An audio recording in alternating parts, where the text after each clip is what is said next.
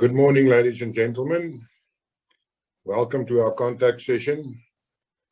My name is Henny Ferreira, and I'd like to welcome all members, sponsors, speakers, and interested delegates.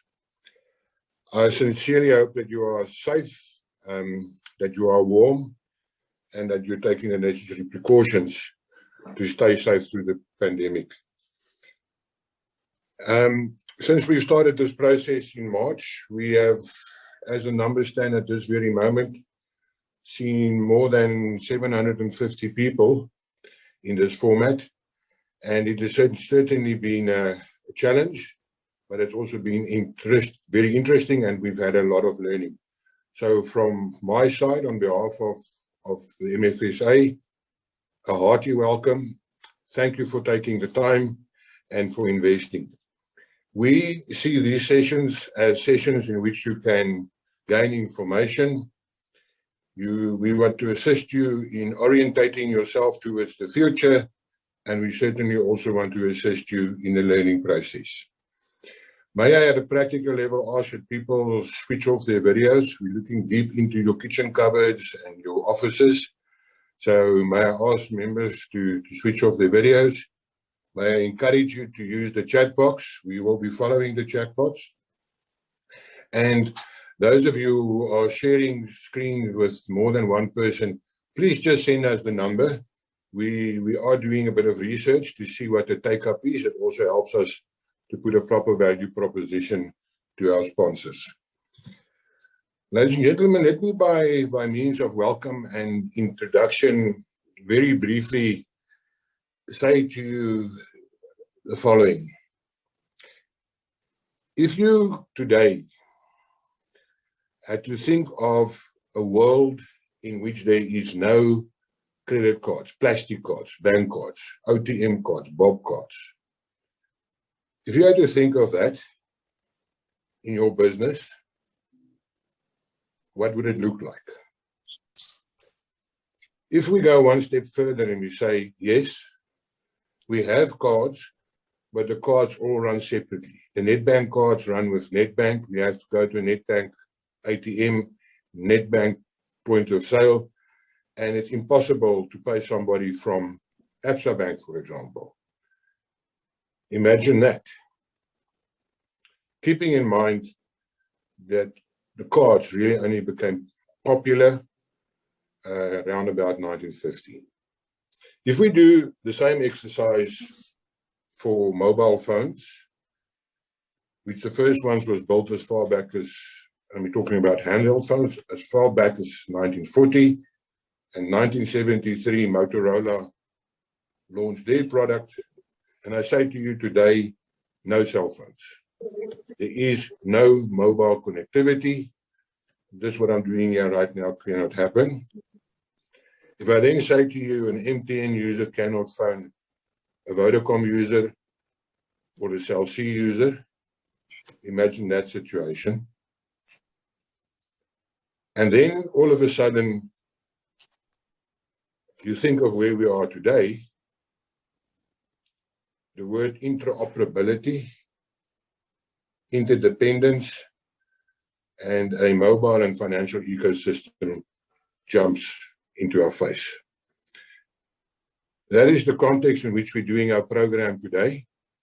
Displayed on the screen right now is the program for the day. We're going to really work hard to stick to it. It is hard. If you have questions, you are welcome to put those questions in the chat box. And our absolute objective is to give you good value for the day.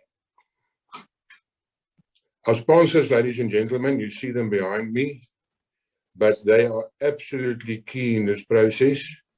Each one of these organizations have been working with us for a very long time. There's also some new faces on the block. So welcome to you all. Thank you for your work. Thank you for your commitment through the pandemic. And thank you for being superiorly creative. We really appreciate your support, and without you, we cannot do this.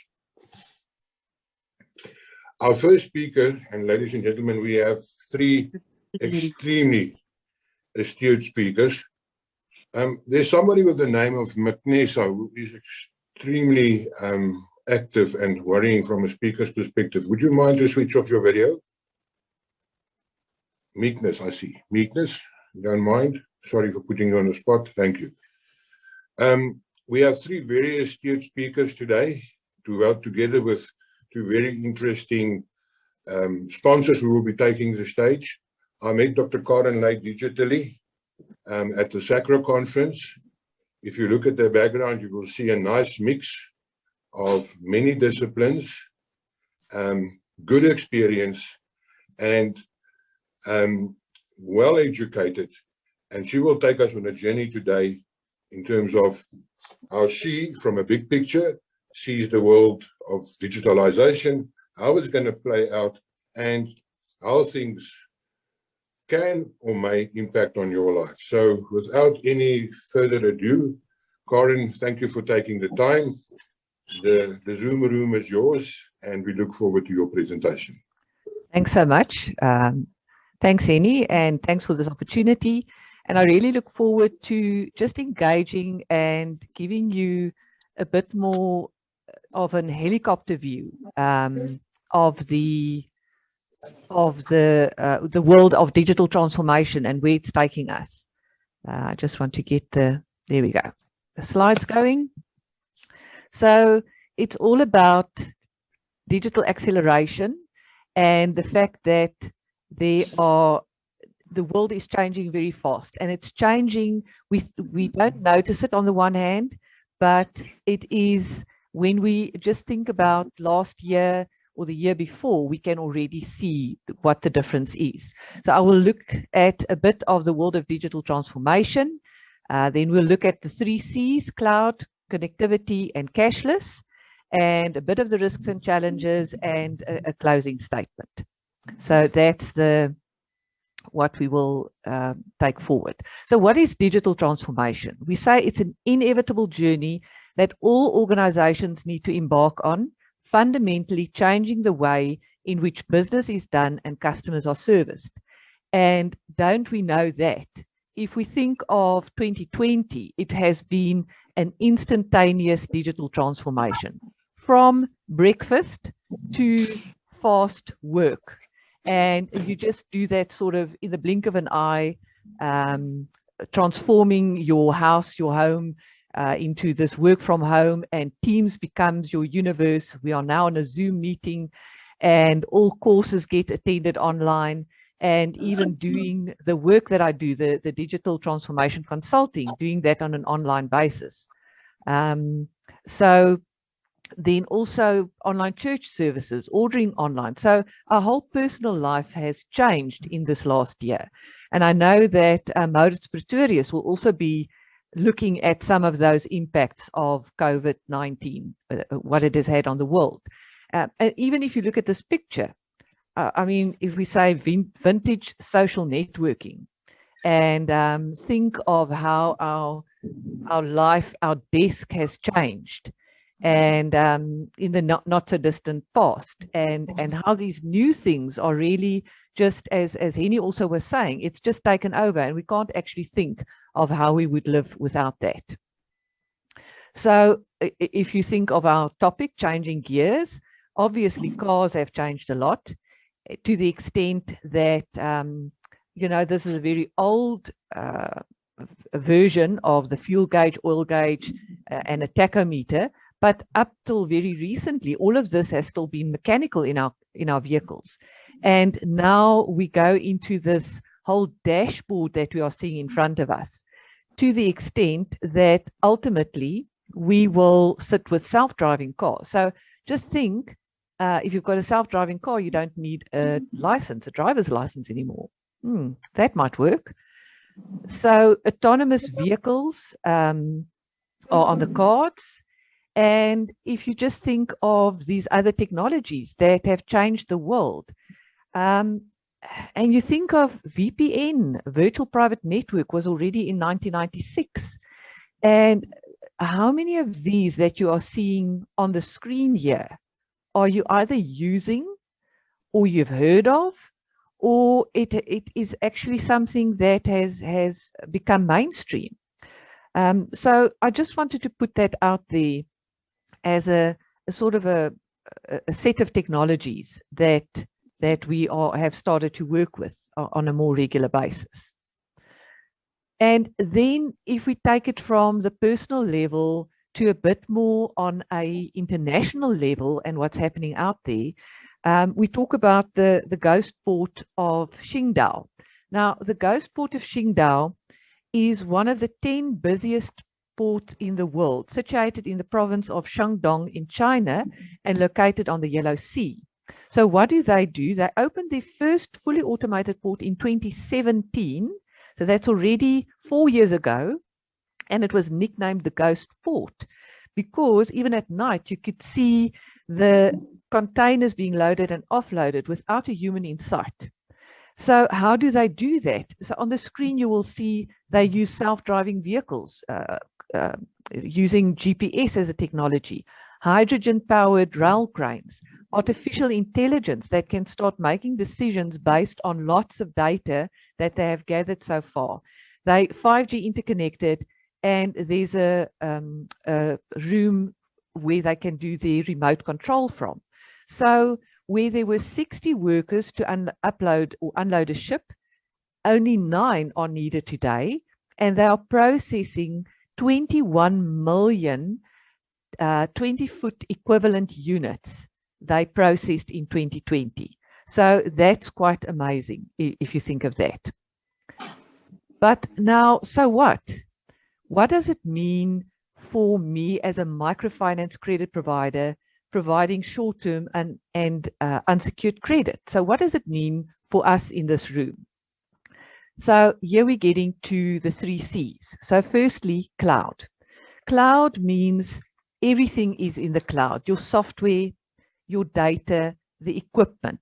So it's a matter of where you previously, somebody brought a disk to you at your home, installed the software. No, now the software is on the cloud. And it's also a matter of, so you renting or leasing that software. And Danny Landamele will also give you an example of that in that BidMe platform that they've built. So that things are changing, and it's already things that you are working with on a day-to-day basis. Also, Jaco Rousseau, if you think of data that will be in the cloud, Jaco will talk a bit about the alternative data that becomes available because things are now being put in the cloud. So that is just from a cloud perspective. So what are the other opportunities? So obviously, when your computer is at home, even if or in your business, when there might be a break-in, you can actually just get another laptop or computer and plug it in, because the work, the data, the software is no longer on your computer, it is in the cloud. So it does help you to restart very quickly. So that is an advantage that you would have. Secondly, everything is connected, the second C. So now we're looking at the Internet of Things, where everything has an IP address. So what does it mean? Internet of Things, as a definition, it's a system of interconnected computing devices, digital and mechanical components, or even people that are provided with a unique identifier that has the ability to transfer data over a network that allows human to computer interactions. So think of vehicles. Vehicles these days, the latest Volvo has got an app, and you can switch on the car remotely via your phone. So the vehicle has an IP address, and you can connect with that vehicle remotely. So what you also need as part of this is the fact that mobile networks are changing to accommodate for all of this data, and to accommodate the fact that you need real-time and call it life supporting applications. If a vehicle is driving around and needs to make sure that they understand what the environment looks like, you need that the high-speed networks. And I mean, from a 5G perspective, there's even talk about 6G, which is going to be even faster to support this kind of network. So now, just in terms of that interconnectedness, and maybe if you want to answer this in the chat function, please, how many walk-in customers do you still have? So we're talking about everything is connected. We're sitting here in front of a computer, having this Zoom chat, but do you still have walk-in customers? So maybe just if you want to add into the chat a percentage. Is it 10% still walk-in? Is it 0%? Is it 50%? How many of your business do you still get from that face-to-face or walk-in? So I see there's 100%, 100%, 50%, 85%. So it just means that even though we are in this interconnected world, there is still this need, or there are still customers that are actually walk-in customers. So the opportunity for everything being connected is the fact that if you don't have those walk-in customers, then you can actually go and sit in Hermanus or in Pringle Bay, as long as you've got the connectivity. That would be the prerequisite. And you can manage your vehicle remotely, and you can manage switch on and off alarms in your home, for example, remotely via this interconnectedness. Sorry. No, so the apologies. I clicked, the user interface was working a bit too fast. So the last C is the cashless society. Now, you will say, but we've already used cards, and Henny was referring to that quite extensively. So that is correct, but the new cashless society will be more than cards. It is actually then uses the blockchain as an encryption technology. And that's where the difference will be. But the fundamental thing is that ultimately there would be a one world currency. Your smartphone becomes your credit card. And so a lot of the things will change. And we're already talking about Sure Card in this presentation, debit check, new pay. So there are already many examples in your world that are changing in terms of this concept of a cashless society. So the next question, other than walk-in customers, is how many cash customers do you still have? How many people want to say, show me the money, I want to see the money? Can you maybe also just put that as a percentage in the chat box? So the percentage of customers that still want to or are still transacting in cash in your business. So see, there's a 75%, 100, 5%, 30, 100, 0. Okay, so even though there are customers, 0%, 10. But there are still many customers, it seems, that want to work in cash. So it's something that you really need to think about, to say what will happen on that day when there is no cash available anymore, or where that has all changed. But the opportunity is, once again, you can reach a larger target market. You don't have a wallet with multiple cards anymore.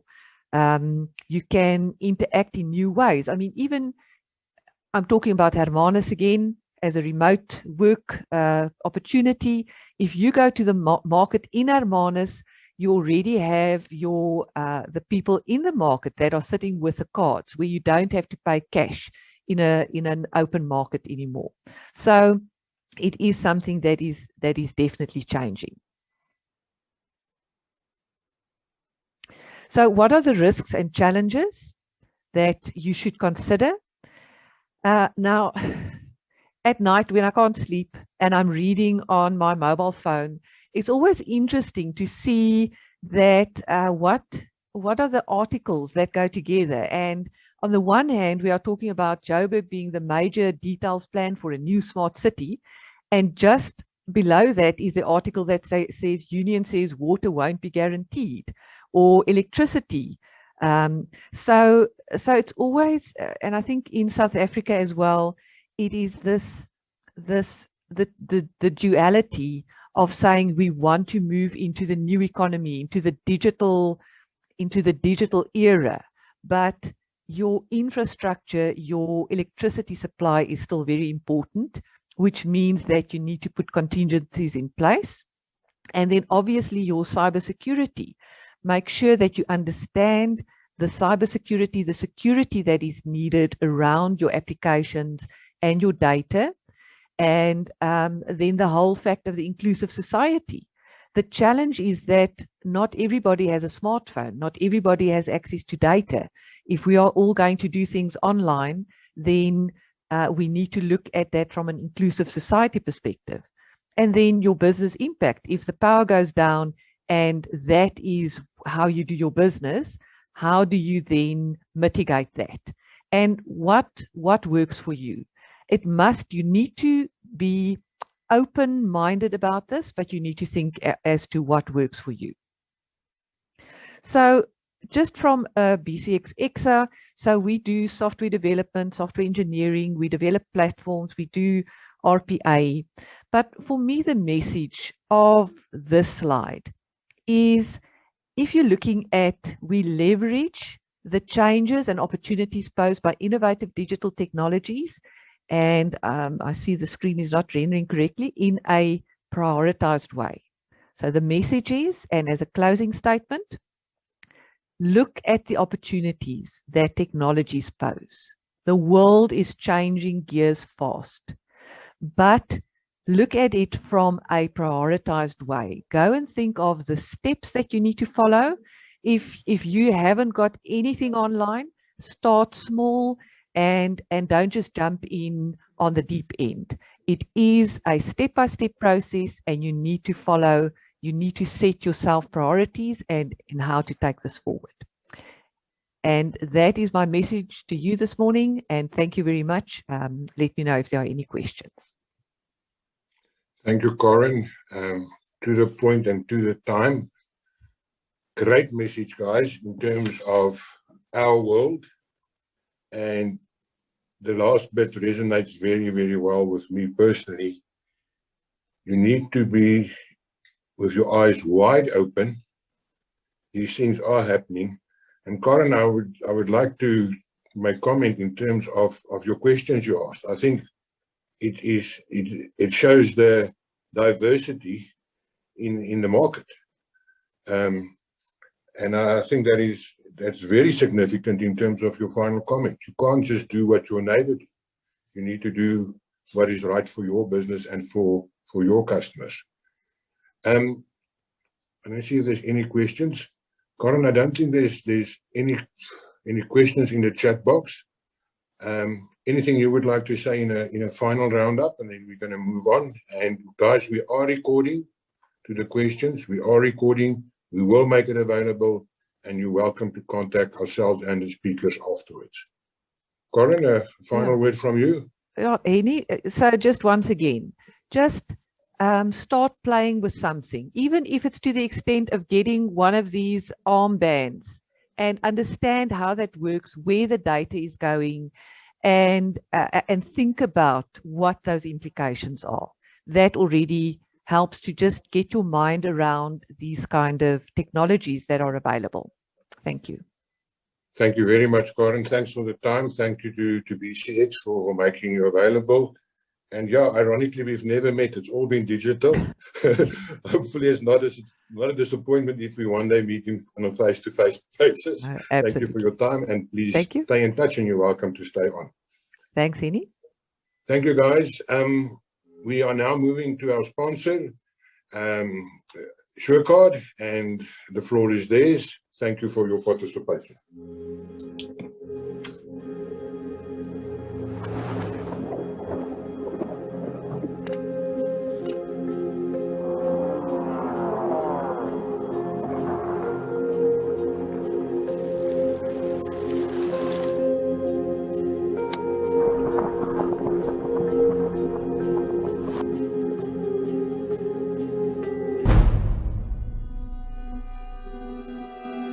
3, 2, 1.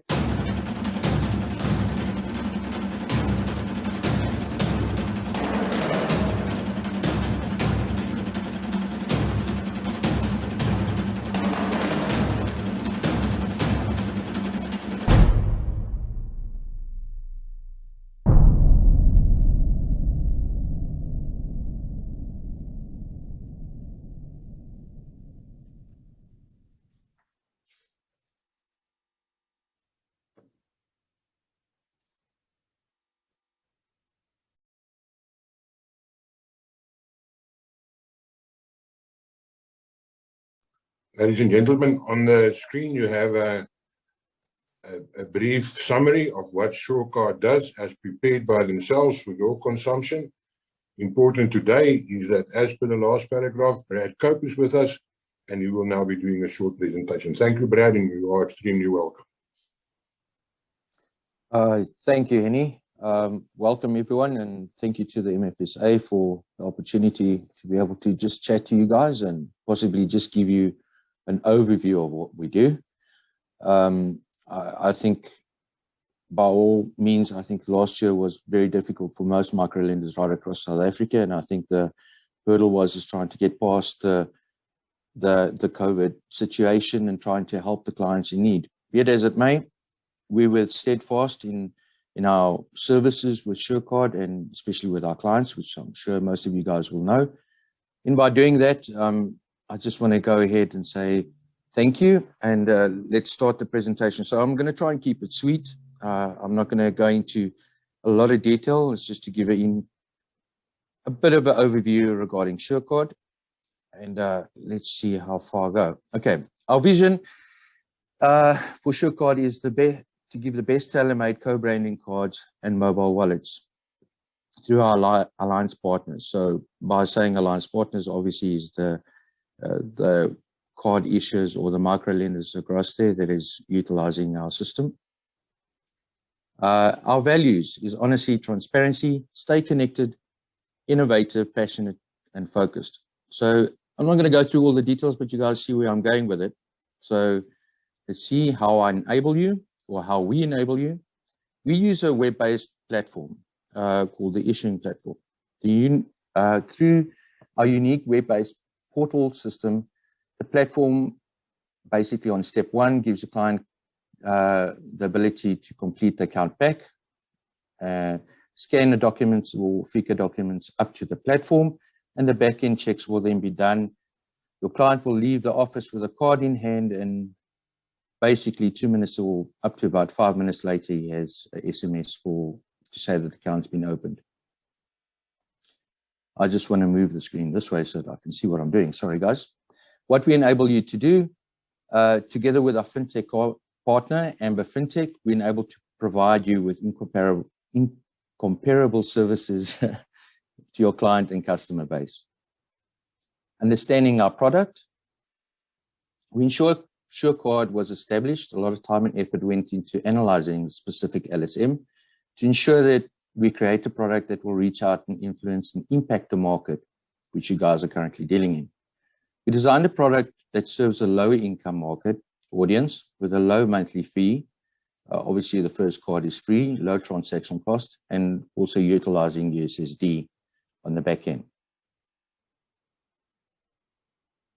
So, product features, ATM functionality at any ATM across the country, which is vitally important. Now, see, as the doctor mentioned earlier, I think we also had a discussion around it yesterday. So a lot of clients also have the issues regarding banking just at, let's say, for example, Nedbank or ABSA or FNB. In this specific scenario, or not scenario, with SureCard, they can utilize any ATM right across the country.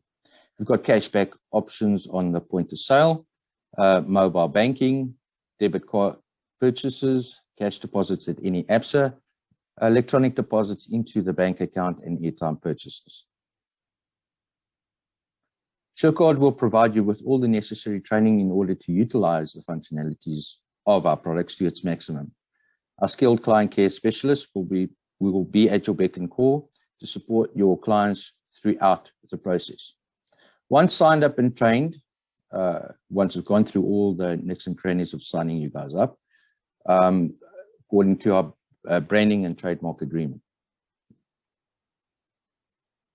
Why should you use us? Provide the impeccable and incomparable service for your client base, eliminate risk and our cash to the premises, which we also spoke about earlier. I think Dr. also mentioned that. Safe and secure platform to work on, easy account opening process. Training can and will be provided by our training specialists, full support, step-by-step guidance on professional client care specialists. And the best of it all is you earn an income while using the SureCard. So there's a cashback option to our clients on a basis of active cards. Sorry, guys, just move on. And that seems to be it. I hope I kept it short and sweet. Is there any questions? Very short and sweet, thank you. It helps a lot, and I think it makes the point. There's the contact details. I certainly want to reiterate once again that this is recorded and will be shared. Is there any general question to Brad from the audience? So let us just be clear, Brad, this is paid advertising time. They put good money on the table to be here. They have been part and parcel of the infrastructure and the ecosystem of the MFSA for years. In fact, we work and talk on other matters outside of just MFSA as part of their contribution to the sector. If there's no questions, Brad, I'm going to give you opportunity for the last word, and then we're going to move on. Thank you for being to the point and being short. That you don't know how I appreciate that. It does help. It helps all of us a hell of a lot, as I put it in straight language. It's a pleasure. Thank you, Henny, and thank you the team of MFSA. I think this point, if you guys or if anyone out there is welcome to either drop me a mail or give me a call just to give more info with regards to what we do, I'll be more than willing to help them at any time. Thank you, Henny. Thank you, Brad. Guys, we're going to now move into a fun area where we're going to play a bit of Pictionary. I found it quite fun when we experimented. So it's going to work as follows. We're going to put out a picture. You need to respond in the chat box. What is it? I will be informed here via WhatsApp what is the correct answer, and the winner will get a 200 rand, not dollar and not 200,000, 200 South African rand, take a lot voucher. So we're going to show you a picture. Open your chat box. If you don't know where your chat box, if that's your learning for the day, then it's great. Get yourself ready for the chat box and type in what it is. And anyone can participate, apart obviously from the staff, but other people are very welcome. Let's go.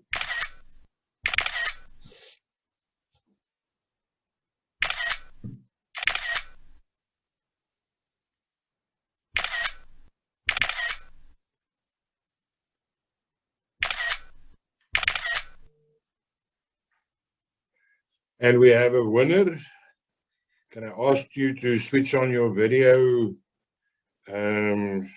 Chanel Stein? You can have a quick look at you if you so wish. Chanel Stein is the winner on that one. We're moving on to the next one.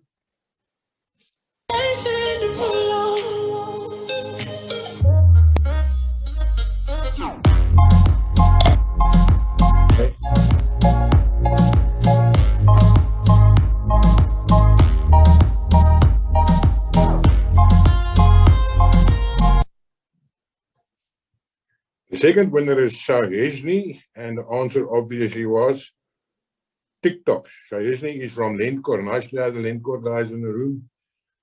Miss you from Durban meetings. Let's go.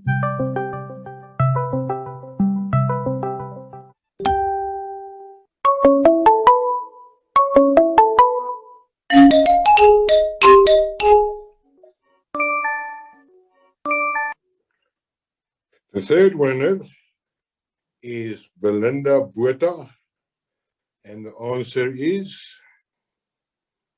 social media. Fourth one, please.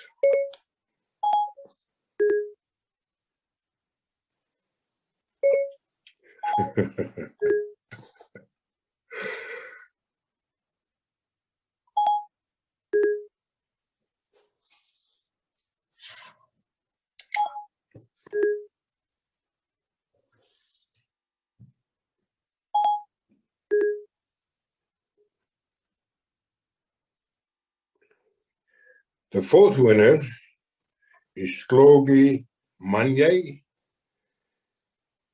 and the answer is Siri. I'll be very curious to know how many people are using Siri. Thank you for the responses, guys. I see there's been more than 107 responses. Thank you for doing that and adding to the digital fund. Our next speaker, ladies and gentlemen, is Mr. Jaco Rousseau. Unlike Karen, I have met and served with Jaco, amongst others, in the Sacramento, and I've got to know Jaco as a guy who's got an extremely deep understanding of data, and a guy with extremely good insight into the analytics that is behind data and the technology which we can use. He has a Bachelor of Science degree with, amongst others,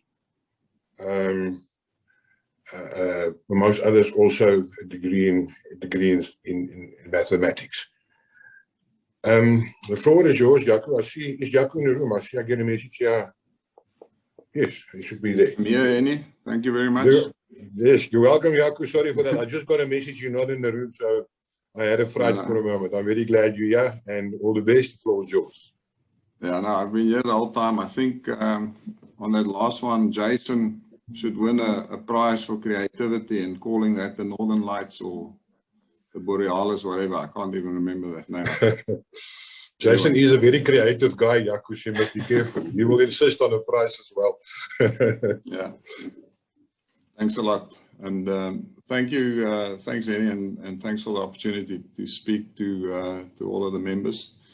I think my talk today, I'm addressing it, I think, it's a hard audience, because obviously in the MFSA membership, you've got from very advanced, high volume, large lenders to small, I guess, more manual or startup businesses. And my talk today, I want to specifically direct at those of you that find all of this a bit overwhelming, intimidating, and impossible.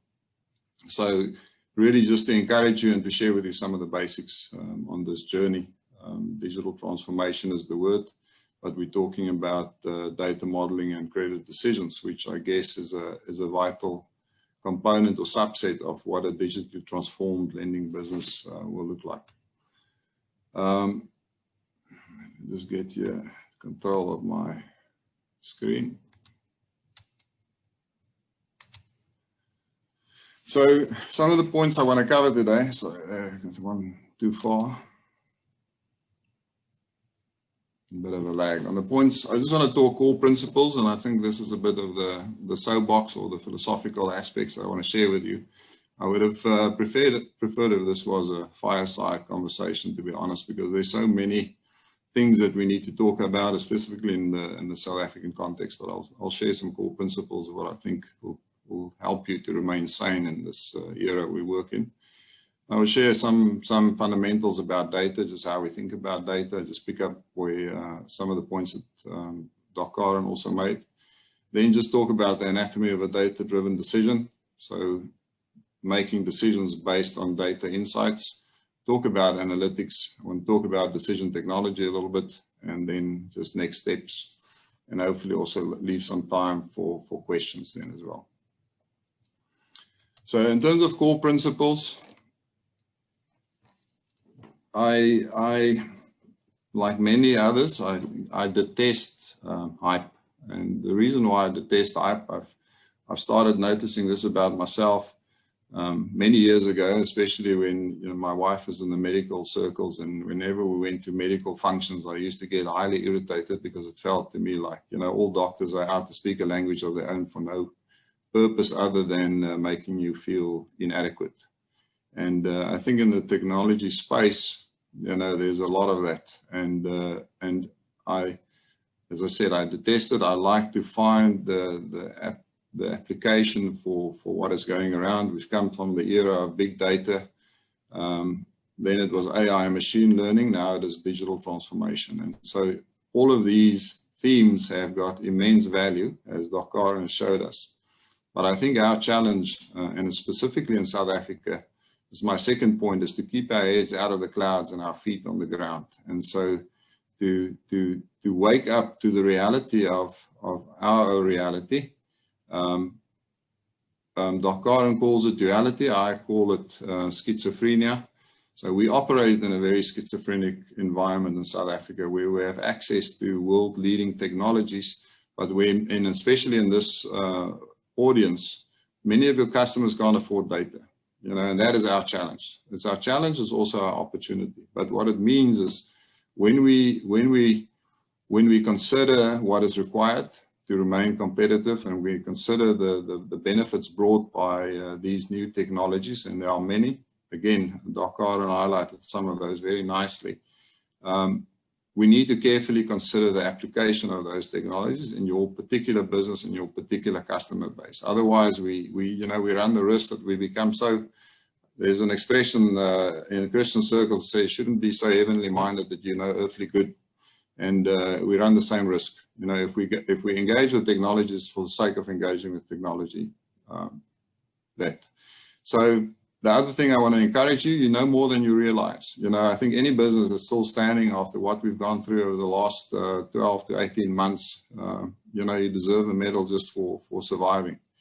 And therefore, I just want to acknowledge and say that you should never underestimate what you know, even if you can't express it in the terms used in the sort of digital era. You know a lot. Your challenge is to translate what you know into the current era. To never stop learning, to never shy away from asking questions, because I'm fascinated. We put a lot of content on LinkedIn. The posts that get the most support are the ones where we're just addressing the fundamentals. People are too scared to say they don't know what a scorecard is. We shared a blog a couple of weeks ago. What is a scorecard? Now, scoring scorecards have been around for, 60, 70 years since Fair Isaacs designed the first credit scorecard. But people are too scared to say they don't fully understand what it is. And so I want to encourage you, you need to be inquisitive, you need to ask. We need to move from the known into the unknown. And again, just give you an example, Dr. Karen mentioned it, cloud-based data. Now, that might sound extremely foreign or unachievable, but all of the South African credit bureaus provides you with a cloud-based data service. Now, it's a private cloud, it's a well-governed cloud, it's a secure cloud, but for all intents and purposes, that is a cloud-based data store that you access on a daily basis as part of your business. So again, when you look at the challenge, break it down, take it from the known into the unknown, and don't be discouraged, don't be scared of taking the step. Think big, start small. It's important to have the helicopter view, as Dr. Karen has shared. It's important to know what is happening. That's where you should think or start thinking on what is the possible, and then start small. Start with a simple small step. And then lastly, it is easier than you think. Once you've decluttered all the terminology, once you've wrapped your head around what these things mean, it is a lot easier than you think, and it's better to take a first step than to never start on this journey. So that's my soapbox bit, and I want to push ahead and really just get to the three topics I want to get to, which is essentially data analytics and technology. And starting with data, how do we demystify this? And really, when we talk about data, in my terms, data is only good for three things. It's good for knowing things, it's good for doing things, and it's good for tracking things. And so in simple language, data is an exceptionally valuable resource to gain insight on your customer base in your business in terms of the decisions that you need to make. So knowing what you want to do. Then you need to use data to actually do it. It's one thing thinking this is what you need to do. This is the decision you need to make when a prospective customer applies for a loan.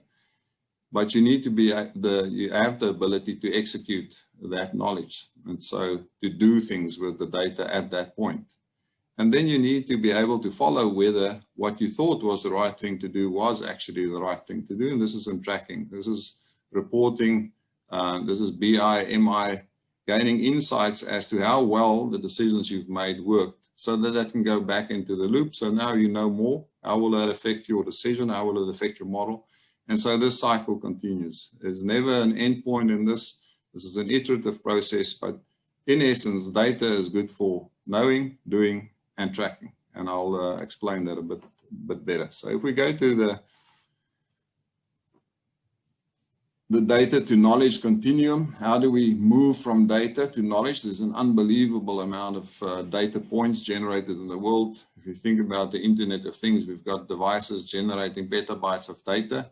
We've got people generating petabytes of data. You walking around with your cell phone, GPS location switch on, you are generating enormous amounts of data. All of that data means nothing if we can't convert it to information, and from information to knowledge, and then ultimately to wisdom, which means you can act on it.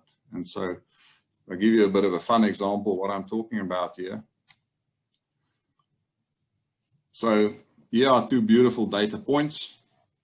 You are looking in the distance, you see a steam locomotive running on a railway line like they do, and you look around you and you realize you are tied to railway lines. So there are two very interesting data points, two facts with no context. Now, the moment you realize you are actually tied to the same railway line that this locomotive is running on, that becomes extremely valuable information, right? So now these two facts become very meaningful, and they might become life-changing, you say, because that is that's a great insight.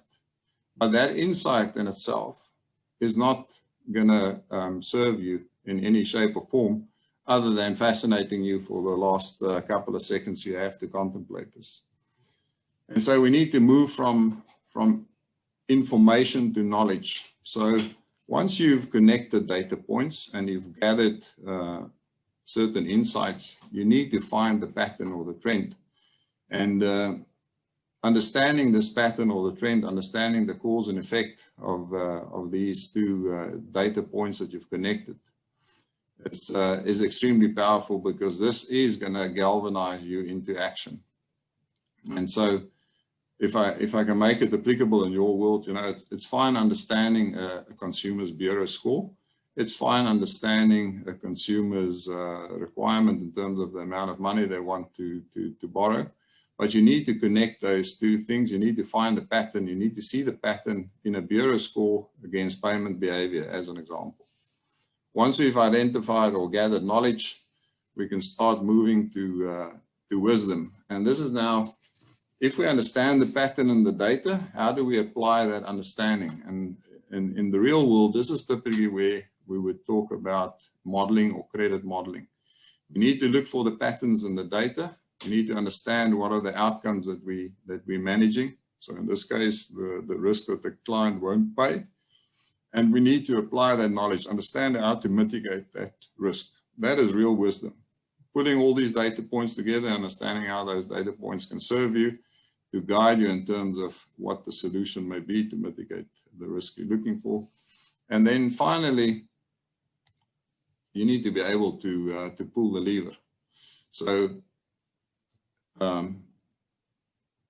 not moving from knowing, going back to the three uses of data, the inability to move from knowing to doing is where most businesses fail. Many businesses know what the problem is, they just never have the ability to do something about it in flight. Giving you a real example again, when we went into lockdown, you're a credit provider or a lender. The client walks through your door. and applies for a loan, and you discover as part of his application that this person works for a travel agency. Now that's great knowledge, that's great insight. But somehow you don't have the ability in your system to actually quickly respond to this enormous risk that is being, that's materializing right in front of you. The travel industry being hardest hit by the lockdowns, ban on international travel. And now suddenly there's a risk factor here that should severely influence your decision in terms of the size, or even if you do approve a loan to this customer. That inability to execute on an insight that you may have at the point of the decision. That is where data-driven decisioning often falls flat. So then I need to move it up a bit. So putting that together then and say, if we look at the anatomy of a data-driven decision, and if I use this little picture here as a guide, so we need to gather data. So it always starts with data, whether you're talking about digital transformation or data-driven decisioning, it starts with data. You need to gather data. That data may come from an online application. It may come from an application form that a customer fills in while he's in your offices, or it may come from a data string that's provided to you from the bureau. You need to take that data, using that data, having transformed it to wisdom, if I can put it that way. So having studied the data, looked for correlations, understand what it is that you want to manage, and in this case, particularly credit risk or application risk, you need to go into application of the rule mode. So you need to process that data and execute the rule or the model on that data to get to an executable outcome. Once you've had the outcome, which is approve the loan, and this should be the interest rate as an example, you need the ability to execute.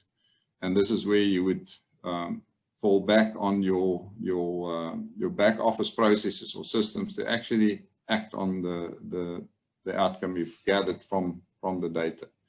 Now, again, I think it's important to understand that a data-driven decision can be 100% manual. And so again, this is why I want to go from the known to the unknown.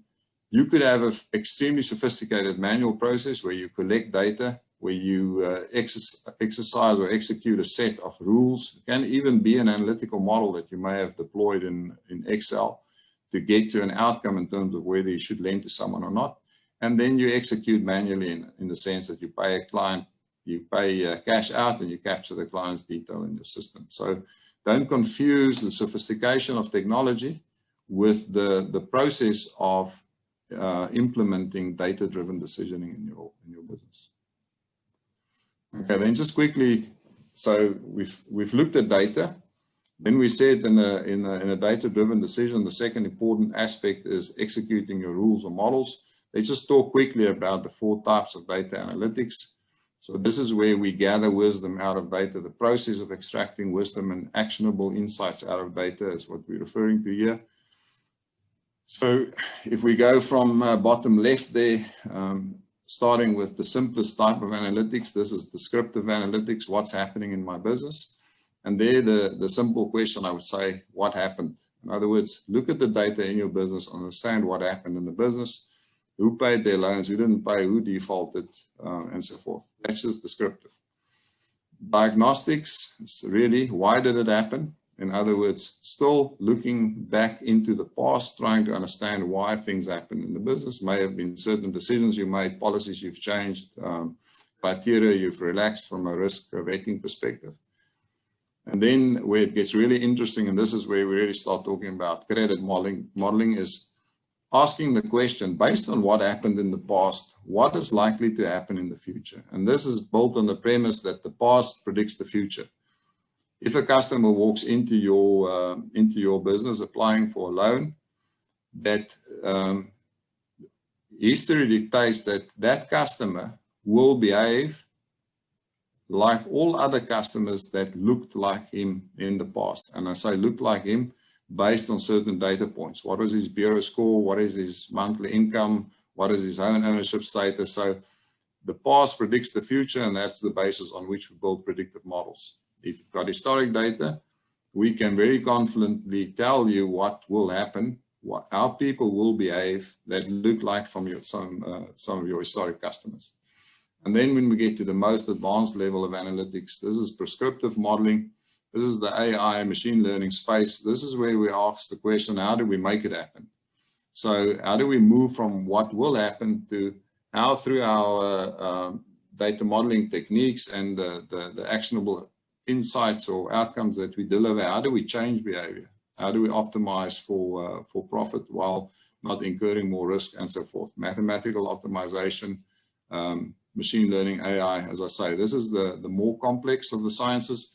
I think in terms of what we're talking about today is really in that sort of predictive modeling space. The past predicts the future. How do you evaluate customers based on your historic experience? So that is analytical modeling. That is how we extract wisdom. Then we get to the vital part of execution. Karen referred to this. There's a host of opportunities and solutions available. I think even in the previous presentation from SureCard, you can probably consider as like a cloud-based service where you don't have to invest in the technology or the services to make use of that. Same thing in terms of decision technology. So these analytical insights that we gather from data, these need to be operationalized so that you can execute them in the real world. So that if a prospective customer applies through a digital channel or walks through the door, you need to be able to in a fast and accurate way execute the decision that you've modeled. Given certain data points, what is the outcome? So we're removing human bias. We need to automate the decision capability. Now, again, it's important here that the process of execution is not the point. The point is to actually get to the place where you can consistently execute your decisions. The technology we use is just supporting that based on volume and the complexity of the decision. So when you're looking at decision technology or business rules engines, in other words, the platforms in which you need to execute insights, it's important that you stay real in terms of what is your immediate requirement, what is your future vision in terms of scale and the volume of applications, the size of the dreams you have for the business. Where is your data based? So if all your data is in a cloud-based server, or if all of your data is on-premise, then you need to consider where you deploy your decision engine. And it needs to be fit for purpose. You know, if you've got a very small business and you're comfortable originating 5 loans a day, and you're the sole person in the business making the decisions, you can very easily deploy a scorecard in Excel. So it all depends on what is fit for purpose, what is the volume and the scale that you're looking for. And then one of my favorite expressions, when you look at technology, a fool with a tool is still a fool. So the technology is not the point. The point is the wisdom and the understanding and the insights that you want to execute. So it's far better to execute the right decision a little bit slower than to automate the wrong decision and to make the wrong decision 100,000 times faster. If you understand what I'm saying. Then why embark on this journey? Well, I think it's consistency of decisioning. So how do we remove human bias out of decisioning? Make sure that we consistently make the right decisions for the right reasons. It's to get accuracy into your decisioning. The more accurate your decisions, the more scope you have to experiment in higher risk segments, if I can put it that way. If you can have absolute confidence in the sort of performance of your client base from a payment perspective, you know, what is the losses that you need to plan for, you can actually start expanding into what you would have previously considered more risky segment of the potential population, because you have confidence in the business that you're writing. Then obviously scale and efficiency. If you want to scale, we know this digital transformation is happening. It's not just, it's not a question of when, it's just how fast and how to practically do it in South Africa. But scale and efficiency, if you want to reach a wider audience, especially if you implement more digital channels. So there's still a lot of members on here with through the door customers. If you're in the digital space, how do you scale that? How do you accommodate 100,000 applications a day rather than 10,000? And then opportunity. The more you understand about the data, the more patterns, the more you apply yourself to finding patterns and pockets of value in the data, the more opportunity there are for you to lend to people that previously no one would have considered good customers. You know, simple case study. If you look at SA Taxi's success over the last 15, 20 years, monumental success, all based on the fact that they knew more about how taxis behave, how busy those taxis are, and hence how profitable those taxi drivers can be through telematics data. And that is what gave them the confidence and the ability to lend into an industry where no one else dared to venture and to build the business that they've done today. Okay, so then just quickly where to start. Again, encouraging you, start from what you know. What do you know? How much existing customer data do you have? Is it internal? Is it external? What's the quality of that data? Understanding behavior and risk. So looking at the existing base, what is the behavior and the risk patterns you can see in your existing customer base? Do you have insights, descriptive and diagnostic? As I said, what is happening in my business? That's a good place to start. Understand the makeup of your customer base from a risk perspective. What do you have in terms of data stores you have access to, and the bureau data strings that you have to, the bureau inquiry that you have to do from a compliance perspective. That is an extremely valuable source of external data, cloud-based data if you want, which gives you insight into a prospective customer's behavior in the external world. What are your tech capabilities? You may have sophisticated systems in place already. They're just not being fed with sophisticated insights. Or you need to actually ramp up and consider cloud-based providers if you want, or whether you want to do something internally. Your analytical capabilities, again, do you want to build that internally? Or do you want to outsource it? There's a myriad of service providers that will be happy to find correlations and insights in your data and build models for you. And then what I always like is I always say, what is your question? What is the one question that you have as a business owner or as a key decision maker in the business that if you had the answer to that question, you would have been able to either write more business or manage your risk? What is that question? That primary question will give you a good insight into where do you need to start in terms of what is it that you're trying to model for, what you want to address first. And then again, as Karen has said, vital that you remain inquisitive, that you test and learn, that you make peace with making mistakes, but that is a continuous process. Try new strategies, but absolutely have the ability to measure the impact of those strategies. And then in the alternate data universe, you know, we got shy of 18 million credit unaware customers or South Africans that are totally underserved. They're not on the bureau. Very hard to make risk-based decisions on that, but a fantastic opportunity. And so their alternate data is vital. And just to touch quickly on alternate data, one thing that excites me in the alternate data space, especially in these credit unaware customers, how do we assess risk if a potential customer is not visible on the bureau, not visible externally with other financial service providers?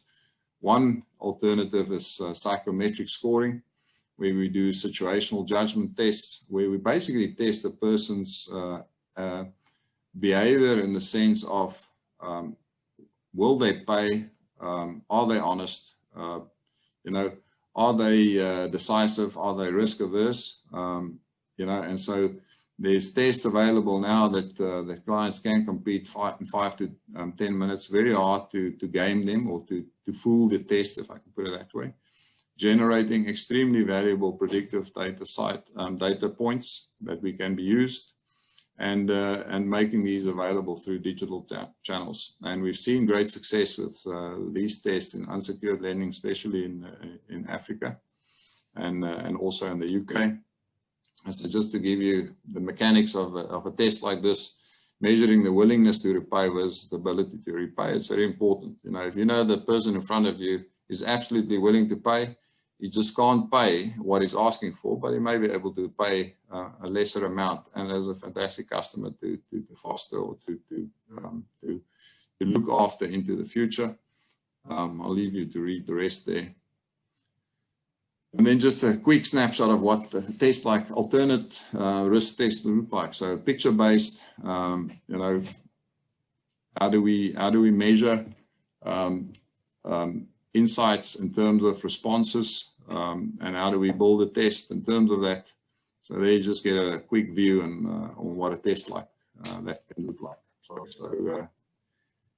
that is a whole lot of words for a very short period of time. I think if there are any questions, happy to take them. And also, as I've said to Annie, I think there's 3 themes here: data, analytics, and decisioning. And I'm happy to make time available for MFSA members in the next couple of months, depending on appetite, and we can delve into those a bit deeper and help you on your journey. Thanks, Annie. Thanks, Jaco. Just hold on. If there are any questions, guys, please post them in the chat box. You know, Jaco, from where I sit listening to this, the words that's coming in is not just numbers and statistics. It's about wisdom, and it's about insight, having insight and being inquisitive. You know, so ladies and gentlemen, I've been working in this space with several people, and there are many people who I believe could be good customers. We just need to find the ways of identifying it. That's the first comment I want to make. And I think the second comment I need to make, and it came out with all the presentations this morning, the fact that you're a small business doesn't mean you need to be unsophisticated. In fact, often when we engage with government and government departments, we talk about the sophistication of our members as small businesses in dealing with very unique customers. And these tools just help us to be more sophisticated. It's not always the best to be the biggest, but one should certainly strive to be as good as you possibly can. So, Jaco, from my side, a lot of learning personally. We're certainly going to take you up on your offer. We're going to take you up on your offer to do further work. We can really have that discussion offline, as we've said. And I see there was a question. Jaco, I'm going to read it in case you don't see it. I'm sure you do see it. What is your preferred judgment test applications? That comes from Jason. Can you answer that one, Jaco, without getting into competitive issues? Otherwise, we can pick up with Jason individually. Floor is yours, Jaco. Thanks, Annie. Yeah, Jason, thanks. I mean, I specifically don't want to sell anything here in this session or in the future engagement sessions. So we have a preferred psychometric test tool and service that we obviously sell to our clients, but we can rather talk offline about that. I know there are a number of alternate scoring providers in South Africa, and you know, if you just go and Google or even talk to some of the sponsors, you know, of this session, they might also give you their views. I'm happy to talk to you offline around ours. And Ansu says, can you send me the info as well? Ansu, you need to reach out to Jaco. We will assist with that connection. And guys, it's just critical that you understand what these tools can do. Like we had to work our way through the payment systems. We had to work our way through certain data systems, certain loan administration systems. They're not all the same. And you need to, absolutely back to Corin's introduction, you need to find those things that is fit for purpose and works for your business. And there's 18 million customers out there. Divided by 2, there's 9 million, which we need to take note of. Jaco, final word from yourself. We're on time, but I wouldn't like to run out of time. You know how quickly that happens. Final words from yourself, and then we're going to move on. Just to pick up on what Dr. Corin said, is that, you know, traditionally I think microfinance, micro lenders have been extremely underserved in South Africa, even though I believe through financial transformation, inclusion is happening from this level up, right? So this body has got the biggest responsibility to get all South Africans on a journey to I guess, financial inclusion. And so it is quite heartbreaking that they were underserved for so many years. I think the most exciting part of all of this digital transformation, cloud-based applications, all the presenters that, or the sponsors still to speak in terms of hosted services, has basically meant that this body can have access to world-leading technologies on a consumption basis. And so suddenly the world is your oyster. And you need to just, embrace that and use what is available because it is now affordable, it is accessible. You don't have to have a multi-million-dollar budget for technology to have access to a decisioning service or decision system, or, So we really just want to encourage you and to embrace this opportunity, because the responsibility that rests on this body's shoulders is immense. It's not. Change are not going to happen from big five banks. It's going to happen from the bottom up. And it's you guys that are really taking financial freedom to the bulk of South Africans. Thanks, Annie. That's my story. Thank you, Jaco. Glides. Thank you for those I think, visionary and steering words at the end, Jaco. It certainly is true, and it's inspirational in its own right. So thank you very much. That's the end of Jaco's presentation. You may reach out to him and you may further encounter the way you see fit as members. Thank you for that. We're going to move on to BidMe, and the floor is open.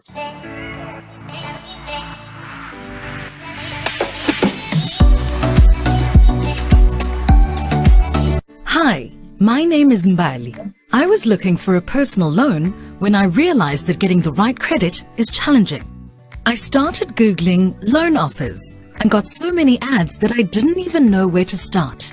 I could always head to my local bank or contact their call center, but I don't have the time for that. I also did some research and I found that 54% of applicants get rejected each year, so things were really starting to look bleak. Luckily, I found the answer that offers me the opportunity to access convenient financial services solutions. It's called BidMe, an online platform that brings credit providers to me. No Google searches needed, no expensive phone calls, and I don't have to spend my lunch hour standing in queues. All I did was log on to www.bidme.com. Within minutes, I created my profile and I could immediately start bidding for loans. Thanks to BidMe, I now have credit providers calling me to make offers on my bids.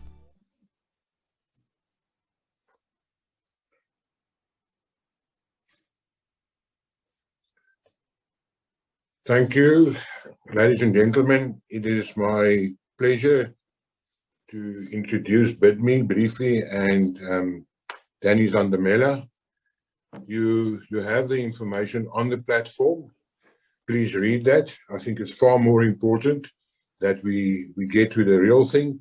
Danny, nice working with you. Thank you for your I want to say, enthusiasm which you've brought into our discussions yesterday.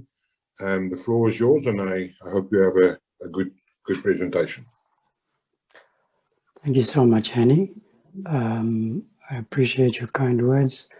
I am going to start by doing an actual demo, a live demo of the platform. And I'd like the session with the members to be interactive. So I'll do the demo and then we can have a discussion on the platform and what we're busy doing at BidMe. So when customers respond to our ads, and we do a lot of marketing and advertising ourselves, they click on a link which brings them to the BidMe landing page. BidMe is a web app at the moment. So it's for cell phones, it is an app system, but it's an app that works via the web, the internet. So they'll get to this landing page and they are prompted to do a very quick, very simple registration. We are actually in the process of simplifying this registration even further. And the simplified registration will be available from around about 10 days from now. But this is fully functional. We've been operational now for about 2.5 weeks. And what we have found is that there's a tremendous number of people that want to get loans, but again, I suppose because of COVID and social distancing, they're not going out to locations where members have offices to deal with their clients. So they're looking for a solution that's an online solution. What BidMe does is it brings the ability for customers to go online and to place an application, a live application for a loan, and then they can compare to get the loan that meets their needs. People are comparing all the time anyway. All we are doing is we're making the comparison much easier for them to do, all in one place on a digital platform, which they can do, which they can achieve day or night, rain or shine, from the comfort of their homes. So how the system works is you register for free, as I mentioned, by completing the simple registration process. What that does in the background is it starts a verification process. We are linked to TransUnion at this stage. We will be expanding that later on to include other bureaus, but for the time being, it's TransUnion. And so identification verification takes place in the background. After you are verified, also through Home Affairs, you are able to view your credit score on the platform. You'll see that just now when I log in. Knowing what your credit score is, you will know whether you are in a position to apply for a loan or not. The next step in the process is that you then choose the loan amount that you want to apply for. We call it a bid. We're using the term bid, but it's really just a loan application. You complete your loan, the loan amount and the repayment period that you want the loan to run for, and then you press a button to put your bid through to the banks and FSPs that are on the platform. We have 2 on the platform at the moment.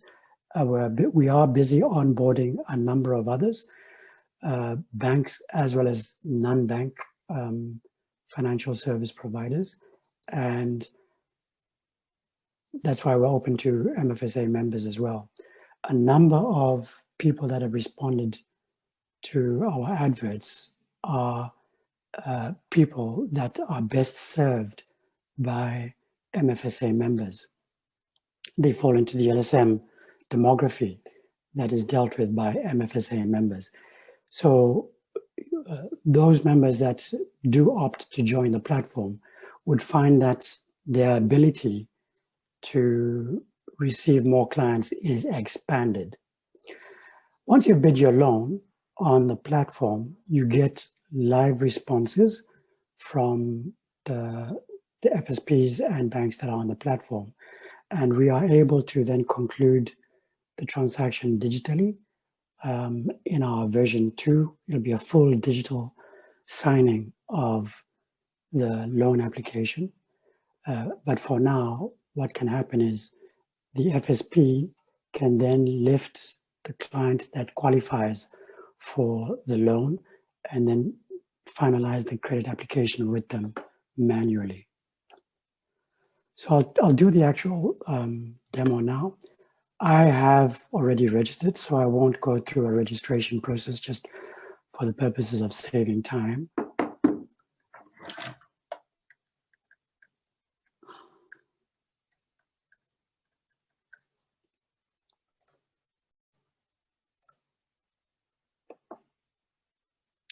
So once you have done your registration already, you then obviously have your password saved, and it's a simple logging in process, which then gets you through to the dashboard.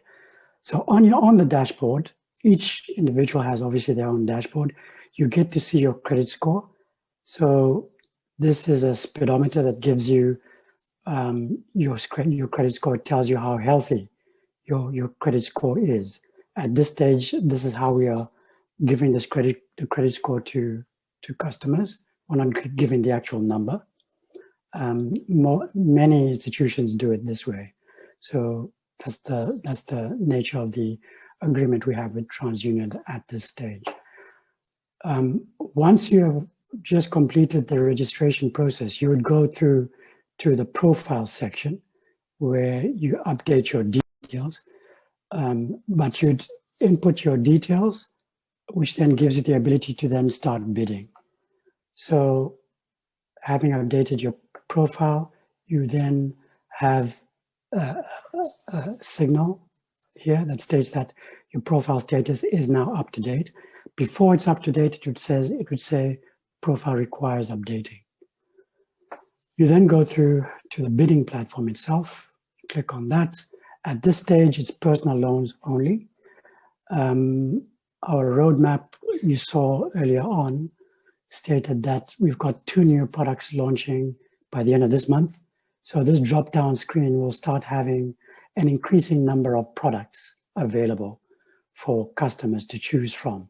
For example, one of the MFSA members that spoke with me about a week ago is looking at having payday loans available on the platform.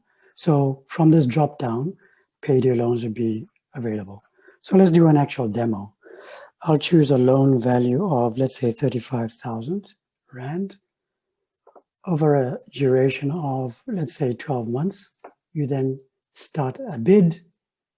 The system goes off, it interacts with the various FSPs on the platform. At the moment, we've got Nedbank and Bayport, and they would come back with their offer, their bid.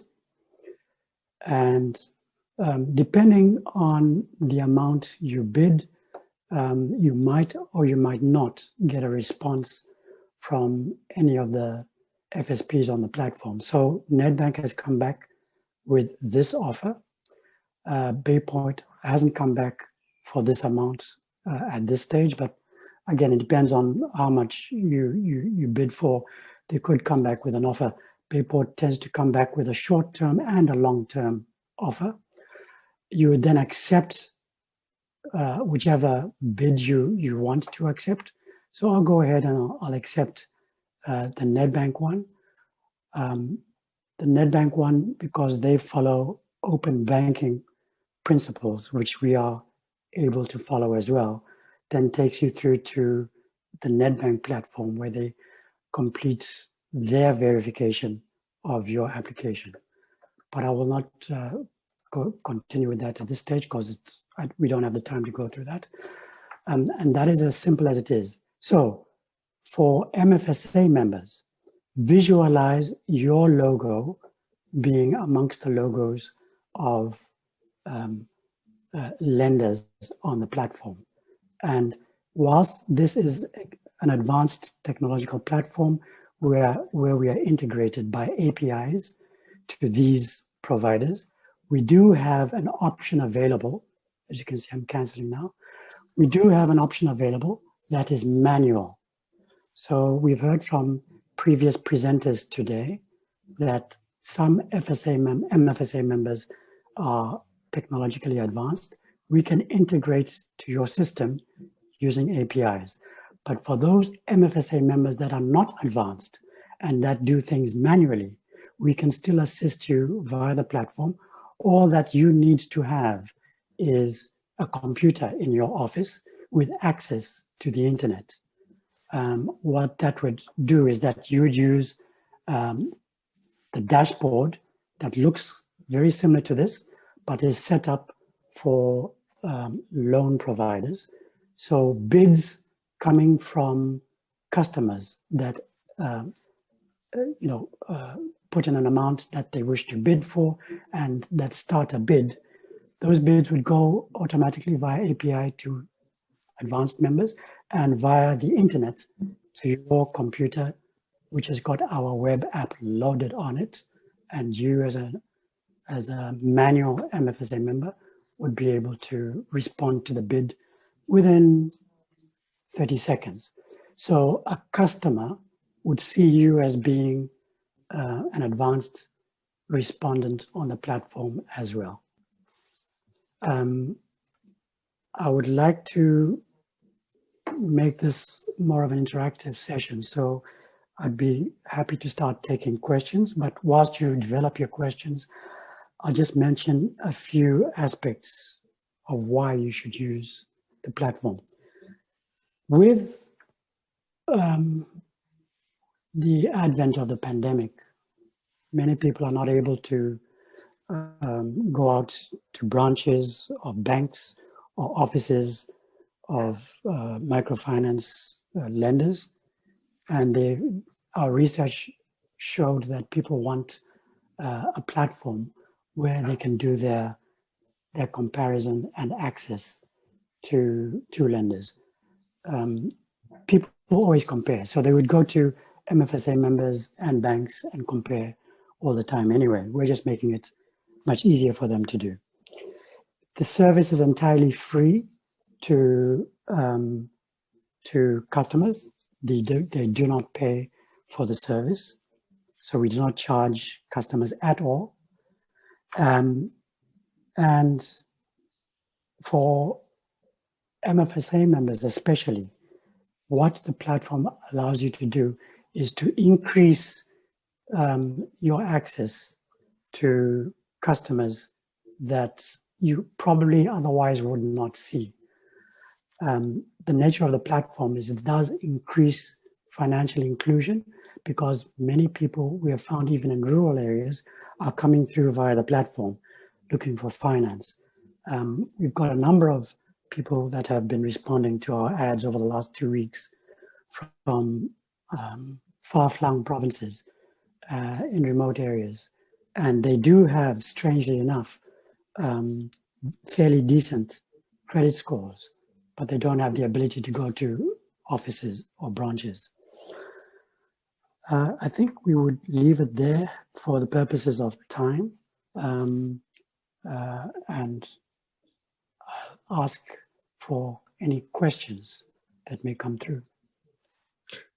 Danny, from my side, thank you for respecting the time and being on point with the time. And I think you delivered your message very well. I can say that. To members, once again, we are recording. I want to see if there's anything in the chat box. So I see 2 questions, Danny. Yes. Would you mind to deal with them briefly? Sure. Thank you. So, thank you, Danny. Yeah. So there is no charge to credit providers to register on the system. So by registering on the system, there's no charge to credit providers at all. You only pay once payout has happened. So it's a success-based fee. And obviously it depends on how we negotiate with a credit provider, how much you pay. So that's the first question. It's free of charge to customers and free to be listed, but you only pay on success.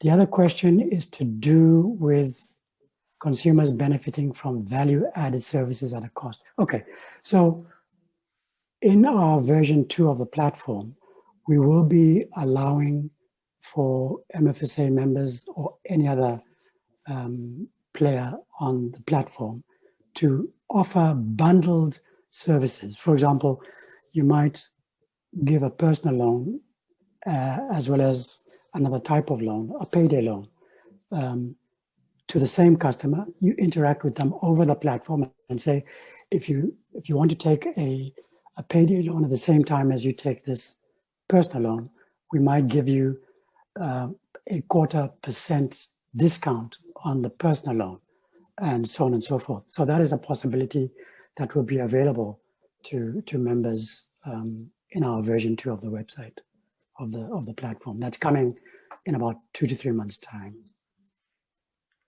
Thank you, Danny. I need to bring it to an end. Thank you very, very much for your participation and for reaching out to the association. And yes, the market is changing in every way. And all the best in your endeavor, and hope we can walk a fruitful road together. Thank you very much. Thank you, Annie. Thank you, Danny. Okay, guys, let's take a bit of a mental break before we go into the payment stuff. We're going to play Pictionary again, so we're going to play by the same rules. Let's have the first one.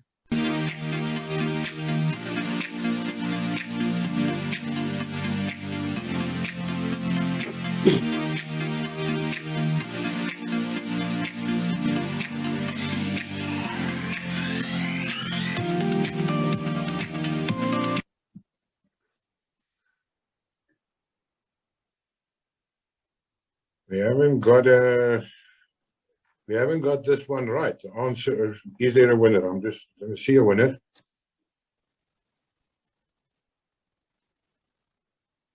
Can you guys just help me? No. So the answer to that one is debit check, and that is Tabu from debit check. So that one didn't fly. So nobody's getting 200 Rand. We're not going to give the money to the first guy who said man. Next one, please.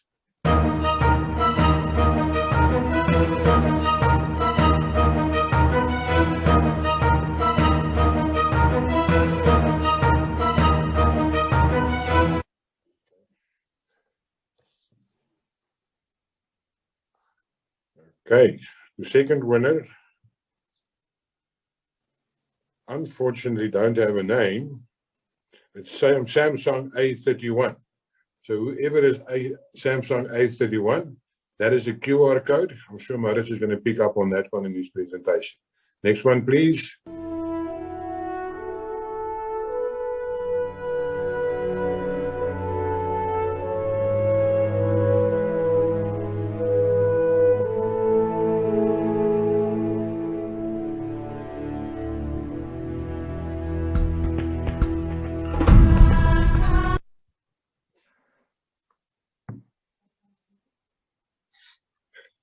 The winner is Marisha, H-M-A-R-I-S-A, capital H.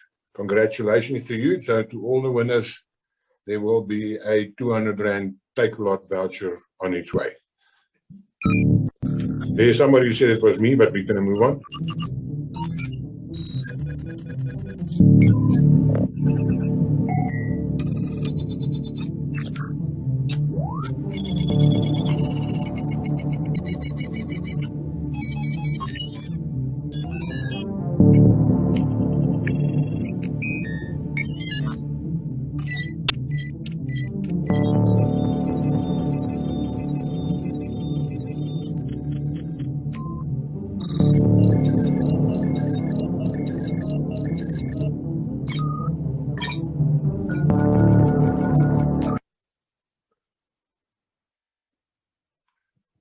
We made that data analytics, and the winner is from Microfinance. Who is that by name?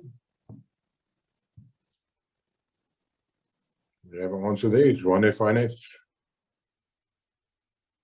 Tulani Zwani. There we are. Tulani, thank you. Welcome. Thank you for participating, guys. That's been a bit more different from the previous ones, far away from the social media. Ladies and gentlemen, we are right on time, and I know we're serving and working with very busy people. That includes Maurits. Maurits, CV is on the screen. You will really see that it's an impressive CV. The man finds himself in a hot job, in a hot seat at PASA. So Maurits, thank you for taking time to engage with the MFSA. Once again, this is not the first time. We're looking forward to your presentation. I believe the arrangement is that you'll be sharing from your side, and the floor is yours. Thank you, Annie. I think let me first try to see if I can share. Yes, sir. We can see you, Maurits, as a start. There we go, I think. Right. You we go. should be able to see my screen. Is that working? We're seeing your full screen, and the floor is yours now, Maurits. I will interrupt you just after 12 o'clock if we're not finished. Thank you. You're welcome, and thanks for the time. Thank you, Annie. So first of all, thank you for the invite. Colleagues, thank you. It's really a privilege to be with you today. As you will see from the title, I want to talk a little bit about modernization and digitization of payments, a couple of the big projects that we're busy with. Potentially place a few things in perspective for you. I think inevitably the discussion will also circle back to DebiCheck. So I'm quite prepared for us to have a chat about this, but hopefully from a bit of a perspective where I give you a view on how the future could look. I think that might just also place a slightly different spin on DebiCheck and what we're doing in this regard. So let us just quickly confirm what is changing about the context around us. Then I will go into credits modernization, talk about one of the large projects that we are now launching. And then obviously debits modernization. I think that could also bring us then to DebiCheck. So first of all, I think we have to accept that we are living in a very fast changing world from a digital perspective. The economy of the future is hyper-connected. We are seeing many of these platform business models like WeChat, Alipay, Alibaba, all of those, and they are forcing a new trend in the digitization that I think we have no choice but to follow. So as a result of that, also in the payment space, we are seeing that a number of the non-banks are jumping on some of these opportunities. And they actually, to some extent, almost establish little choke points for themselves. And that would be in various... Maurits, Yes. Sorry to interrupt. Your sound seems to be fading in and out. Is it? And just take note of that. Okay, I'm going to try and sit closer. I hope it's not the Wi-Fi itself. It's significantly better now that you said you're sitting closer. Closer, right. Okay. So guys, keep on posting if there's a problem. I will follow it and we will communicate with Maurits. It's been going very well so far this morning. Thank you. So I think, just around all the digital participants that you actually see in the space, we see them clustered around the facilitation of retail payments, the facilitation of financial inclusion, remittances, specific merchant solutions, and then also personal payments. Some of these names might be familiar, others might be new to you. But I think they're all part of this trend where we are seeing the world is moving towards a digitized and a hyper-connected economy. Now, together with that, I think South Africa in itself is also changing. If you think about the stat there at the bottom of our population, the number of banked, of smartphone penetrations, of banking app penetrations, those percentages are all growing. And I think it's all for the better because it provides us some opportunities. But, and I'll come to that in a moment, South Africa is still very unique in the sense that we are very starkly divided between a first world and a third world type economy. And that has its challenges. So, together with, I think, this trend to digitization, there's obviously also a number of unintended consequences. So it's not all for the good. And while we are moving into a digitized world, there's a lot that needs to be managed to make sure that you stay on track in terms of basic principles like consumer convenience, ease of use, those kinds of things. And what you don't want is that digitization starts to create the picture that you see on this slide here. This is something that Henny, I think, might also be familiar with, but we actually had a study tour in 2019 to India, Thailand, Singapore, and those countries. Highly digitized economies moving very fast into the digital world. But there you see this kind of proliferation, and that really just confuses a consumer. So what I'm saying is, together with this trend, there's a lot of things that needs to be regulated, that needs to be managed in a way so that we don't introduce other unintended consequences that impacts on things like consumer ability to use these digital channels, and you don't want to confuse the consumer. So one of the things, for instance, that we are doing at PASA at this stage is we are and have basically just completed almost a project where we accepting a SA standard for QR codes, a single standard that I think in the next phase of the project, we will move towards the interoperability of that standard, but that everybody can use, including all the big names, as this is the name or this is the QR code, and you can scan it from whatever place you actually are operating from as a consumer, and it will take you to the right facilitator or third party that is involved with this particular QR, but you don't have this kind of situation here. One always asks the question, so has COVID then also changed this trend, this digitization trend?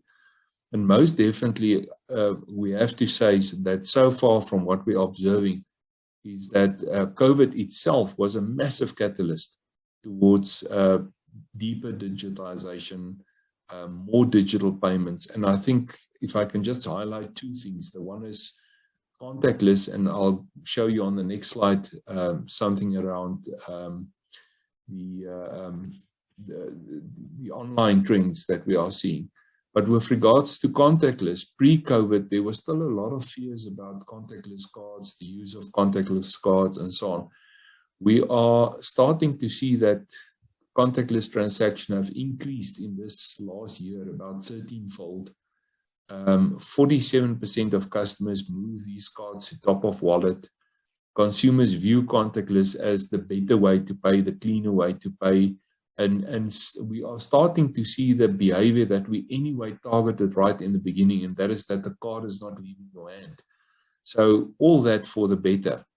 And most definitely, we are now seeing that consumers want to use, or is almost taught to use, contactless in post the pandemic. All of them are saying, you know, we won't go back to a different way of paying. This is now the way. So Maurits, I'm very sorry, but there's a sound issue. And people are sitting in, and the stuff is brilliant, but I don't know if there's something you can do, or the only thing I can try and do is get off and try and come back and see if we get a better connection. Shall we try that quickly? Members, I'm going to ask you to please stay in while we do it, because this stuff is crucial. Well, the people so what if let's do that, then we know we've tried that one, otherwise we continue to let me quickly do that. Let's see. Okay, sorry members, but I think that's very much the equivalent when you run a conference and the guy next door starts drilling holes in the wall.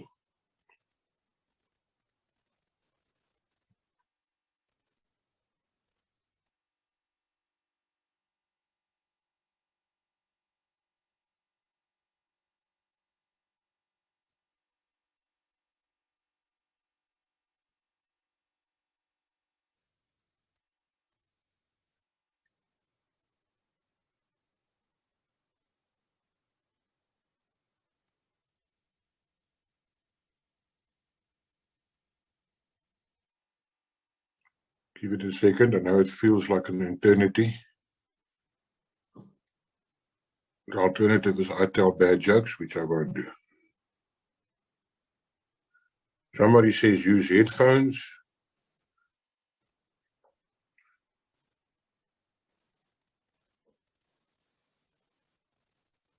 All right, somebody suggests you putting your hands over the mic. Somebody says they love my jokes.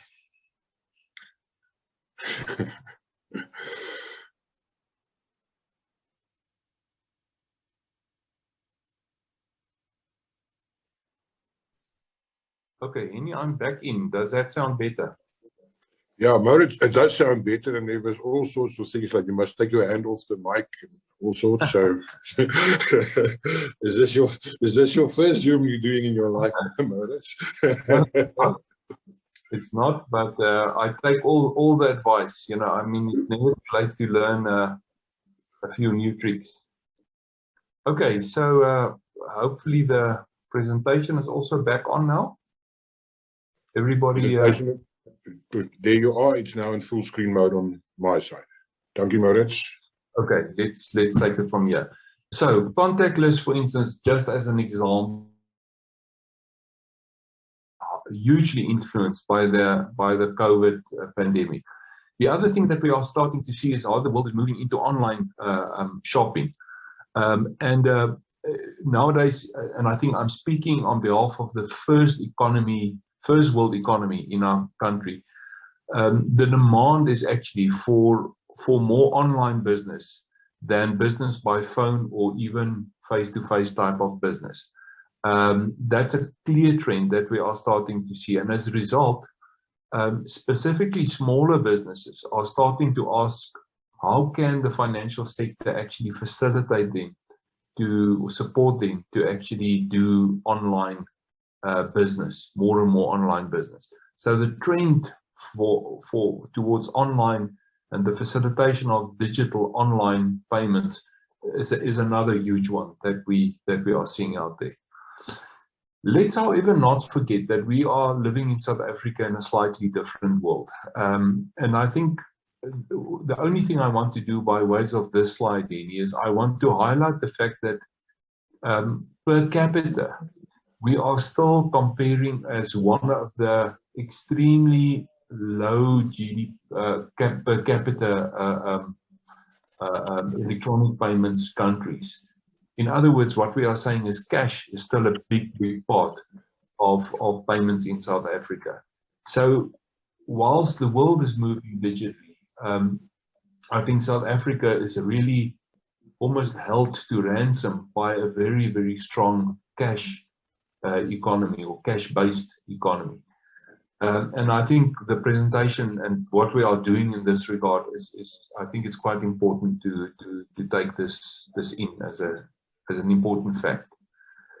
Let me spend just a few minutes on this slide as well to say that despite South Africa being a different country, different, the stark contrast of two economies, first world, third world, the kind of modernization goals that one would want to pursue in South Africa is no different to what we actually see being pursued in the rest of the world.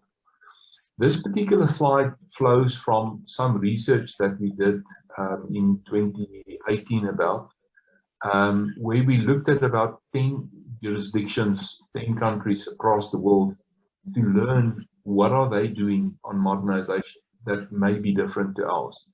And what we actually saw is these kinds of goals that you see on the outer part of this diagram. And I think you can more or less cluster them as some of them are more commercially orientated, others are more policy orientated. Policy goals would, for instance, be around things like financial inclusion, increasing or promoting competition, promoting economic growth, increase financial stability, market and regional integration. Those would be policy goals. Commercial goals would be interoperability, how to respond to increased competitive pressure, security, fraud, efficiency, cost, all of those kinds of things. And then in this regard, have a number of levers that we've listed there on the right-hand side. And they more or less range from being rule type based levers that one can pull to technical type levers. Now, when people talk about modernization, they often talk about things like ISO 20022. So ISO 20022 is now the big thing. This is what we need to do. I think what we try to depict through this is there are many, many levers to actually pull to take your country towards a modernized payments ecology. Some of them are rule-based, some of them are technical-based. In South Africa, we've asked the question, are we in support of these goals? And basically the broad feedback was at least 9 of these goals were broadly supported. And it's actually at this stage encompassed in the SARB's Vision 2025 document as modernization goals for the country. And I think then the only other takeaway from this slide is all the levers that one needs to pull. You can't pull one lever and think you've modernized. Like for instance, now we've gone to ISO 20022, now we've got a modernized payments ecology. That is most definitely not the case. What's also interesting is if you start to compare those goals on the outer side of that previous slide to each other, one start to see what is lead goals and what is lag goals. Like for instance, things like financial inclusion as an example, which you would see there highlighted on the vertical plane here, is actually influenced by a number of goals. And if you then look at goals like interoperability and increasing the flexibility and the adaptability of your payment system, those are important lead goals. So what am I saying? It's important to get those things right in order to promote things like financial inclusion, economic growth, those kinds of things. If you don't get those lead goals right, in the form of a flexible, adaptable payments architecture, you're going to struggle to actually really make any inroads on things like financial inclusion. Can I move on? Any questions? Yes, no, I think, Maurits, and I think we need to put I'm going to give you extra time for the interruption, 5 minutes or so, but we can put the foot on the gas, please. I'm worried people have got diaries and they start getting out. Okay, right.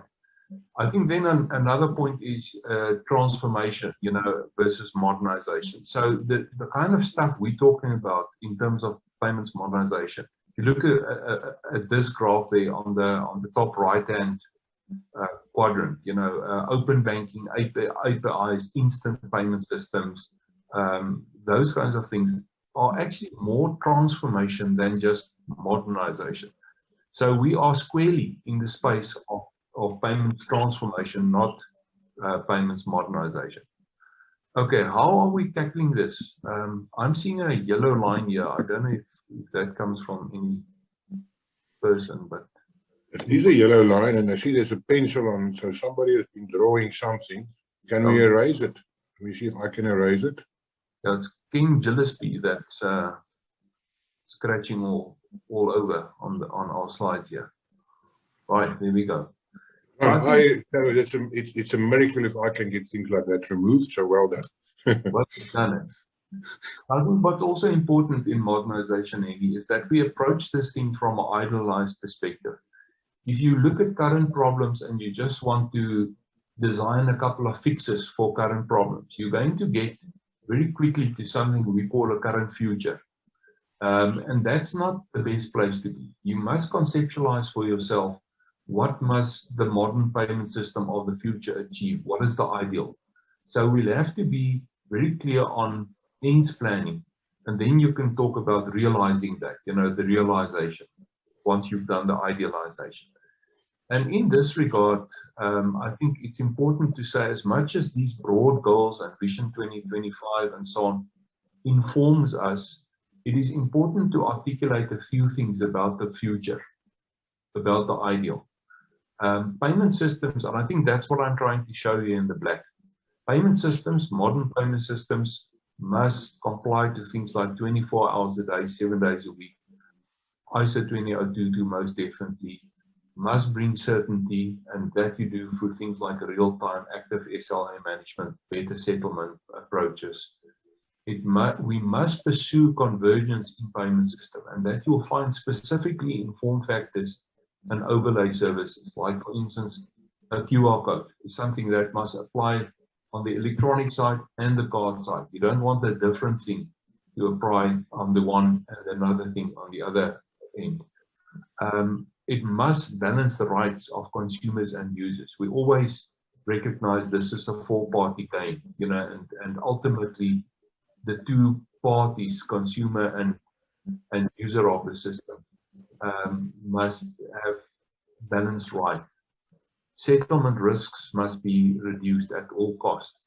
We must lower the risk of payment, and authentication is a big part of that. And therefore, authenticated should always attract higher protection for both parties again. It must be permitted for all types of approved money and all stores of value. So the future is one where wallets at an MNO and an account at the bank can potentially actually work together, and you can pay the one from the other. It should not just be a bank-only type game. It must reduce cash usage. And then open banking must be promoted through things like APIs, flexible payment systems, architectures, and so on. Opening it up, in other words, for non-banks to start to play. So perhaps then a word or two about the two biggest projects. I think the one on the credit side, which I think is the spearhead at this stage of what we're doing on the credit side, has started off as something that we call Project Future. And what we basically saw in this piece of work is that fast payment systems, especially if you overlay them with mobile payment services, are really able to stimulate economies in a big way by replacing banknotes, reducing cash usage, and also enabling smaller businesses. And then the way you build those instant payment systems brings a radical new ways in which these systems can be scaled, changed, and managed. So that's part of the future. So Project Future, I think, highlighted a few success criteria for us, and I think you can frame it also with a few things. In the middle, you would see things like it must be instant, it must be economical, always on, broadly accepted, convenient, accessible. And then the frame says that means you'll have to build it on a flexible architecture. You'll have to extensively work with APIs to actually provide access in an easy way to the system. Remember that we have in mind that this is not a bank-only game. Enhanced fraud detection, rich data, all of these things form the frame of the set of success criteria that we've identified. Now, what do we mean by building it on a different platform? We are talking about layering your architecture, your payment system. And because you layer it, so you talk about an access layer, and that's very highly API based, an orchestration layer, and then the actual service layers where the overlay services and the core payment system sits, and then data layers.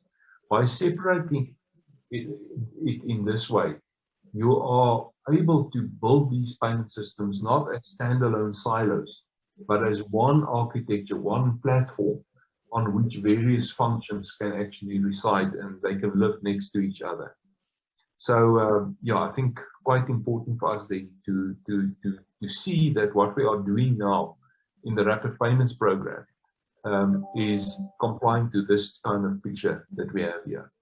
Obviously, we're also building new functionality, and I think it's important to note here on the left-hand side three things in particular that we feel is part of this new payment system, and that is required to facilitate the kind of use cases that we've envisaged. Proxy is the one, request to pay is the other, and then obviously it must be an instant payment system, a real-time payment system. When I pay you on a mobile, it must happen in your account immediately, within seconds or microseconds. Request to pay is an ability where I can, as the beneficiary of the payment, request you pay me something. So it's almost like it's something that we're familiar of as bill presentment, but I mean this is actually a payment presentment. It has huge potential for things like once-off payments, bill presentments, all of these kinds of things. Also, I think important for this community for the future. And proxy is the ability to pay somebody on an alias. I'm paying you on your cell phone number, on an email or a domain address at a bank, and it's just easier to actually access you and to pay you without any risk of payment detail getting in the wrong hands. So then basically ask yourself, so what are we doing here? Are we modernizing? Is it only about modernization, or is it about cash displacement, or is it both? Actually, what I want to highlight to you is what we are building in this particular payment system is both. It is designed to address cash to a large extent, but it's also about electronic modernization, as you saw that in that one slide about the platform. Now, let's talk about cash quickly. We know that the average South African pays about 1,500 more or less transactions per year. 90% of those payments in South Africa, that's probably not me and you in this room, but it's done in cash. So we're looking for a payment system that can replace that cash. That's not an easy task. So why is cash then such an issue for us? Cash costs the country a massive amount of money. The estimations and previous studies around the demand side and the supply side is that it costs the country more or less 88 billion rand per year. I mean, this has been a study that was conducted about 2-3 years ago. So it's at this stage even more than that. What is tragic about this is that the smaller business and the poorer person, lower LSN, are carrying this disproportionately to what they participate in. So it is really imperative for financial inclusion to find ways to replace cash. Now, how would you do that? You can't do that if you don't also address the acquiring side. And we've estimated there's almost about 700,000 small businesses out there, quite viable little SMEs, that actually at this stage has no other way to acquire a transaction than in cash. So you must place a mechanism in their hands that's cheap, easy to use, digital, and can actually replace cash as a means of payment. Just again to confirm, whilst the value of payments in that circle, the white part that you see there, is very high in the formal, centered towards the formal sector, it is the volume of payments that you see in the gray compared to that little white dot that is actually represented in the informal sector. So a lot of this is currently in the informal sector. We don't know about that even. It's a float of cash out there that is just not good for the country out there.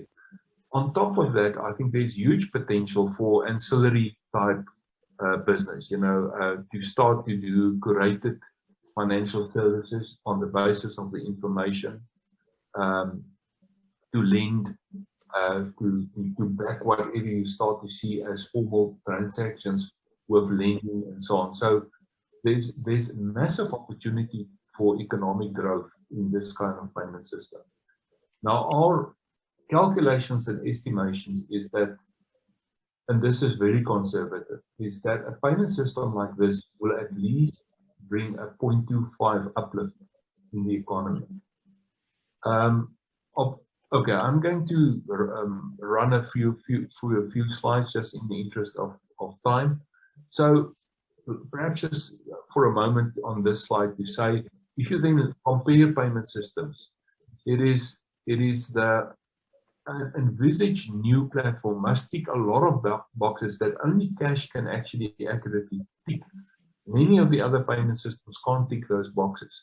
So there's definitely a challenge in actually designing this new payment system. Okay, where are we now with this? We've designed it, we've conceptualized it, we are basically ready to build it now. So 11 banks have now signed building agreements. We are now right in the beginning of the build phase. This payment system will be built, and according to our estimations, will be ready in May, June next year for the first number of transactions. So, Henny, this is just an important part of modernization, just to show this is a big push into a payment system that will bring about digitization, financial inclusion, displace cash, and it's a really important goal for us to achieve going forward. Yeah, Maurice, I think I need to say, in terms of members, things going forward, messages you get from your banks and from your service providers, these things are all happening within a broad context. Everything we do at the moment is dominated by debit check, but debit check is only one of many angles which we need to manage. Maurice, I need to ask you to really step up. We're running out. We're actually out of time. I'm going to ask members to sit in, please. Maurice, we need to be finished by 8:15. It's 12:08 now on this one. And I'm sorry about that. It's a big take. And those who can sit in, please stay in. We highly appreciate that. I think on the debit side, I just want to underline the following. You know, a debit check comes with a lot of pain, and I think, you know, we have not summited on debit check yet. Although I think, you know, we are past the May date, things actually look not too bad.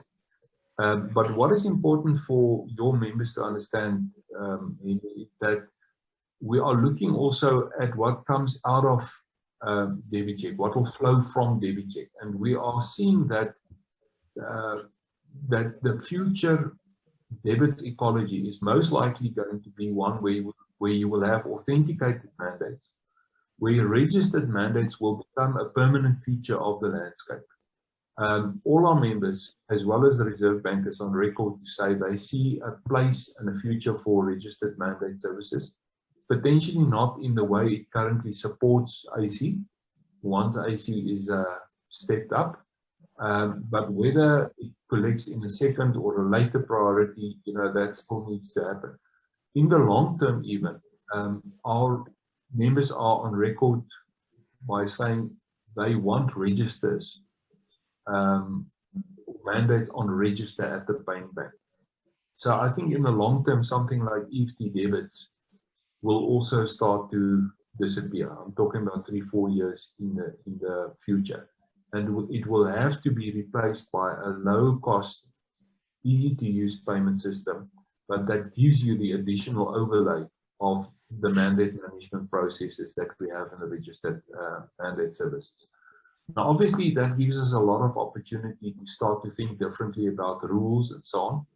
And I think it's important that the members understand, you know, we are not trying to only build the rule set for AC, because AC should not be seen as a standalone rule set. We are trying to build a rule set that can apply on the new debit order ecology of the future. So think about the rules, especially the dispute rules, which I think is something you're already involved in, as a shell that we actually want to get right and we want to apply across. Now already I think we know that the 40-day rule is problematic in the sense that it gives the disputability of a transaction is at infinitum. I mean, 20 years after that, you can reverse all your transactions. I don't know if you guys realize how big the risk actually is in the 40-day rule. Already, we've got a better rule shell for rules, for dispute rules in AC, in the sense that it's only 12 months disputability that is allowed. Whether that is the right period, I think data will inform us. We are currently busy with a process to see can that be shortened. And then I think on the other end of this, if you bracket it by 12 months or a shorter period on the one end, on the other end, you want to say, what can we do in the form of friction? So friction is something that's difficult. It's something that we must introduce with a lot of circumspection and guidance from the FSCA and the Reserve Bank. It's not something that you can introduce to the detriment of the consumer, because it's still their account. But there's certainly a few things that we can do in there. And then, in terms of AC's dispute rules, there's already a lot of objectivity in those rules. So we only reverse a transaction when objectively either a date has not been met that has been agreed between the parties, or when the amount is different to what has been agreed. Two very objective criteria. And then on RMS, migrated and so on, it's obviously more open-ended. What we are trying to do now is to see how much objectivity we can actually bring on the non-authenticated transactions. So what am I saying?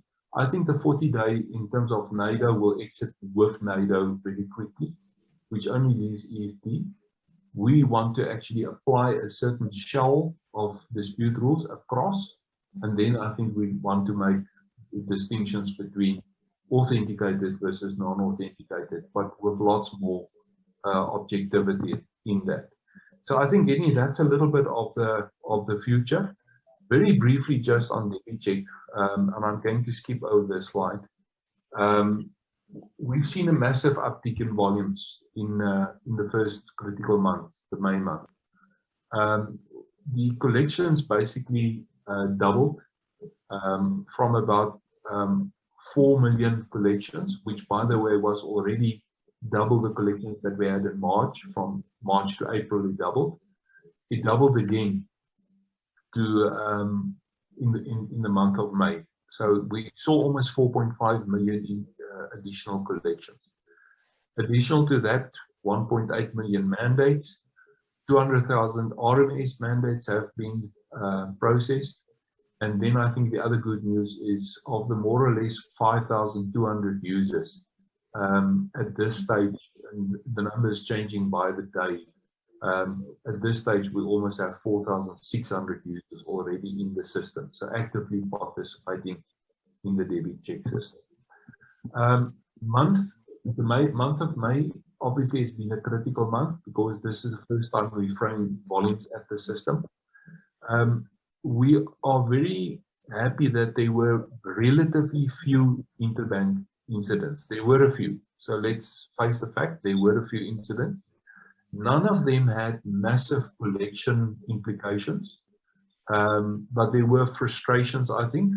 All of them could have been resolved in the same day. So I think, to that extent, in terms of the interbank system, it looked quite well. I do want to acknowledge the fact that there may be frustrations between a particular user and their sponsoring bank or their service provider, their SO, in terms of connectivity to the system. We are raising those incidents, listing those incidents, and keeping the parties honest in resolving those incidents. But it's not reflecting on the core system, it's reflecting on the interfaces between those parties and yourself. It sounds to us as if there's still some frustration. By placing the pressure on those parties to resolve those incidents with you, that's the best we can actually at this stage do, listing the incidents, tracking them, asking that those be addressed. Generally, I think technically, the system has stood up to the challenge, despite the volumes. We see almost nowhere a deterioration of technical stability. Here and there, slight, we're talking about 0.4% and 0.7%, slight steps backwards, but broadly speaking, for the increased volumes, and we're talking about volumes increases in the range of, let's just take for instance collections, 222% increases. RMS mandates or mandate initiations, 12,000% increases, and so on and so on. You know, so huge pressures. However, on the business side, you know, it's still not a rosy picture. You know, the business success is not what we want. As a matter of fact, I think mandate initiation success went slightly backwards. We believe it's a result of some of the new users coming into the system with processes that are just not mature, and therefore they struggle to actually talk their clients through these authentications and such. So we definitely cannot afford to take the foot off the pedal in terms of these. We acknowledge them. We need to look at those, but it looks as if there's still a major behavioral friction element by introducing an authentication in the system. And, you know, in that regard, we'll have to think about, again, the first picture that I showed you on the debit side. How is RMS going to live next to AC? You must, as you saw in our idealized statement, you must give the benefit of the better protection from authentication, but you must also take some of the realities into consideration, bear them in mind. Any, I think that's it from my side. I don't know if there's perhaps time for a few questions. Yeah, we're actually out of time, but there were some interesting comments in the chat box. Those comments about the pricing, and as we take note of that, and we're not going to let that disappear. And I think what's important, Maurits, is that you also updated us on where we find ourselves, where we're finding ourselves in terms of DebiCheck, and that we're not there. We haven't submitted yet. And also thank you for everybody who's been sitting there. We're in a space where there's a directive. We have no choice other than to push through. And it's tough. It's a really tough ride.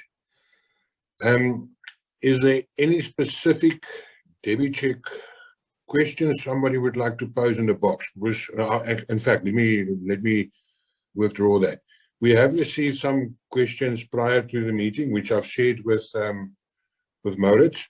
We will reply on those questions to everybody who's in the meeting at this moment, so that we have a full answer to everybody.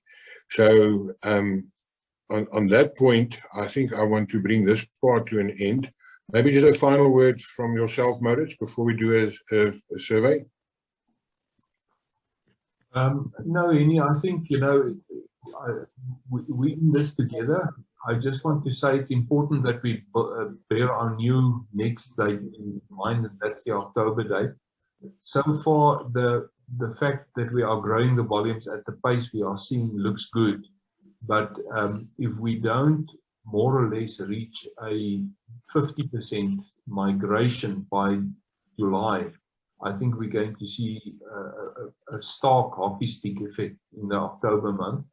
That is if the SCARB is not giving us a soft landing. Hopefully there is room for to negotiate a bit of a soft landing, in other words, an extension, a few more months. But I just want to ask everybody to come to the party, to migrate to DebiCheck, to trust the new system, to throw the volumes at the system. Let's fix it and get it right.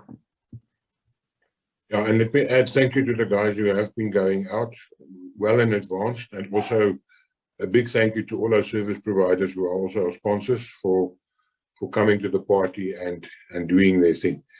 Guys, we're going to ask you to complete a survey, please, and just think about the journey we've gone this morning. We started with Corin. We went into Brad's presentation. Jaco came in from his data angle. Then he came with a new product that's out there, and then Maurits gave us a very comprehensive picture of what's happening in the payments, taking us into our daily DebiCheck challenges as well. So can I ask you to please complete the survey? It is important for us. Spend the 5 minutes, and then we're going to wrap up.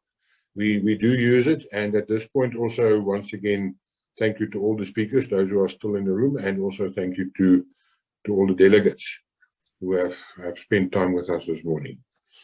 So now you need to tell me how long we. Then, guys, cost of communication, you're all acutely aware of it. I'm aware of it. That's like you are aware of the cost of banking services. Please register on our WhatsApp. That comes at a fraction of the price of the SMS system. But from a security point of view, WhatsApp expects you to make the first move. So please register on that system. We call you in VIP because that is what members are. To us, they are the reason for our existence. Once again, to the question, we will share the presentations as we speak. And once again, my request that you please complete the survey. Can I just once again acknowledge our sponsors for the work they're doing? I know it's a hard slog, and as Maurits also said, we're all in it together. Thank you for standing and being understanding and also working with us. Without exception, I salute all of you and honor you for your contribution to our sector. Our next session will deal with the consumer matters. Then in September, we're going to talk around advocacy and government affairs. And in November, we'll have a session again on our world of legislation, regulation, and compliance. Please diarize those, and thank you for sitting through this meeting today. On that note, I declare the meeting closed. I thank you for your participation, and be safe. And if there's any need, please reach out to us. If we can be of assistance, we're looking forward to do that. Thank you to the team in the background for your work. Everything taken into consideration, it went smooth, and I thank you for your professionalism in that regard. Thank you, everyone.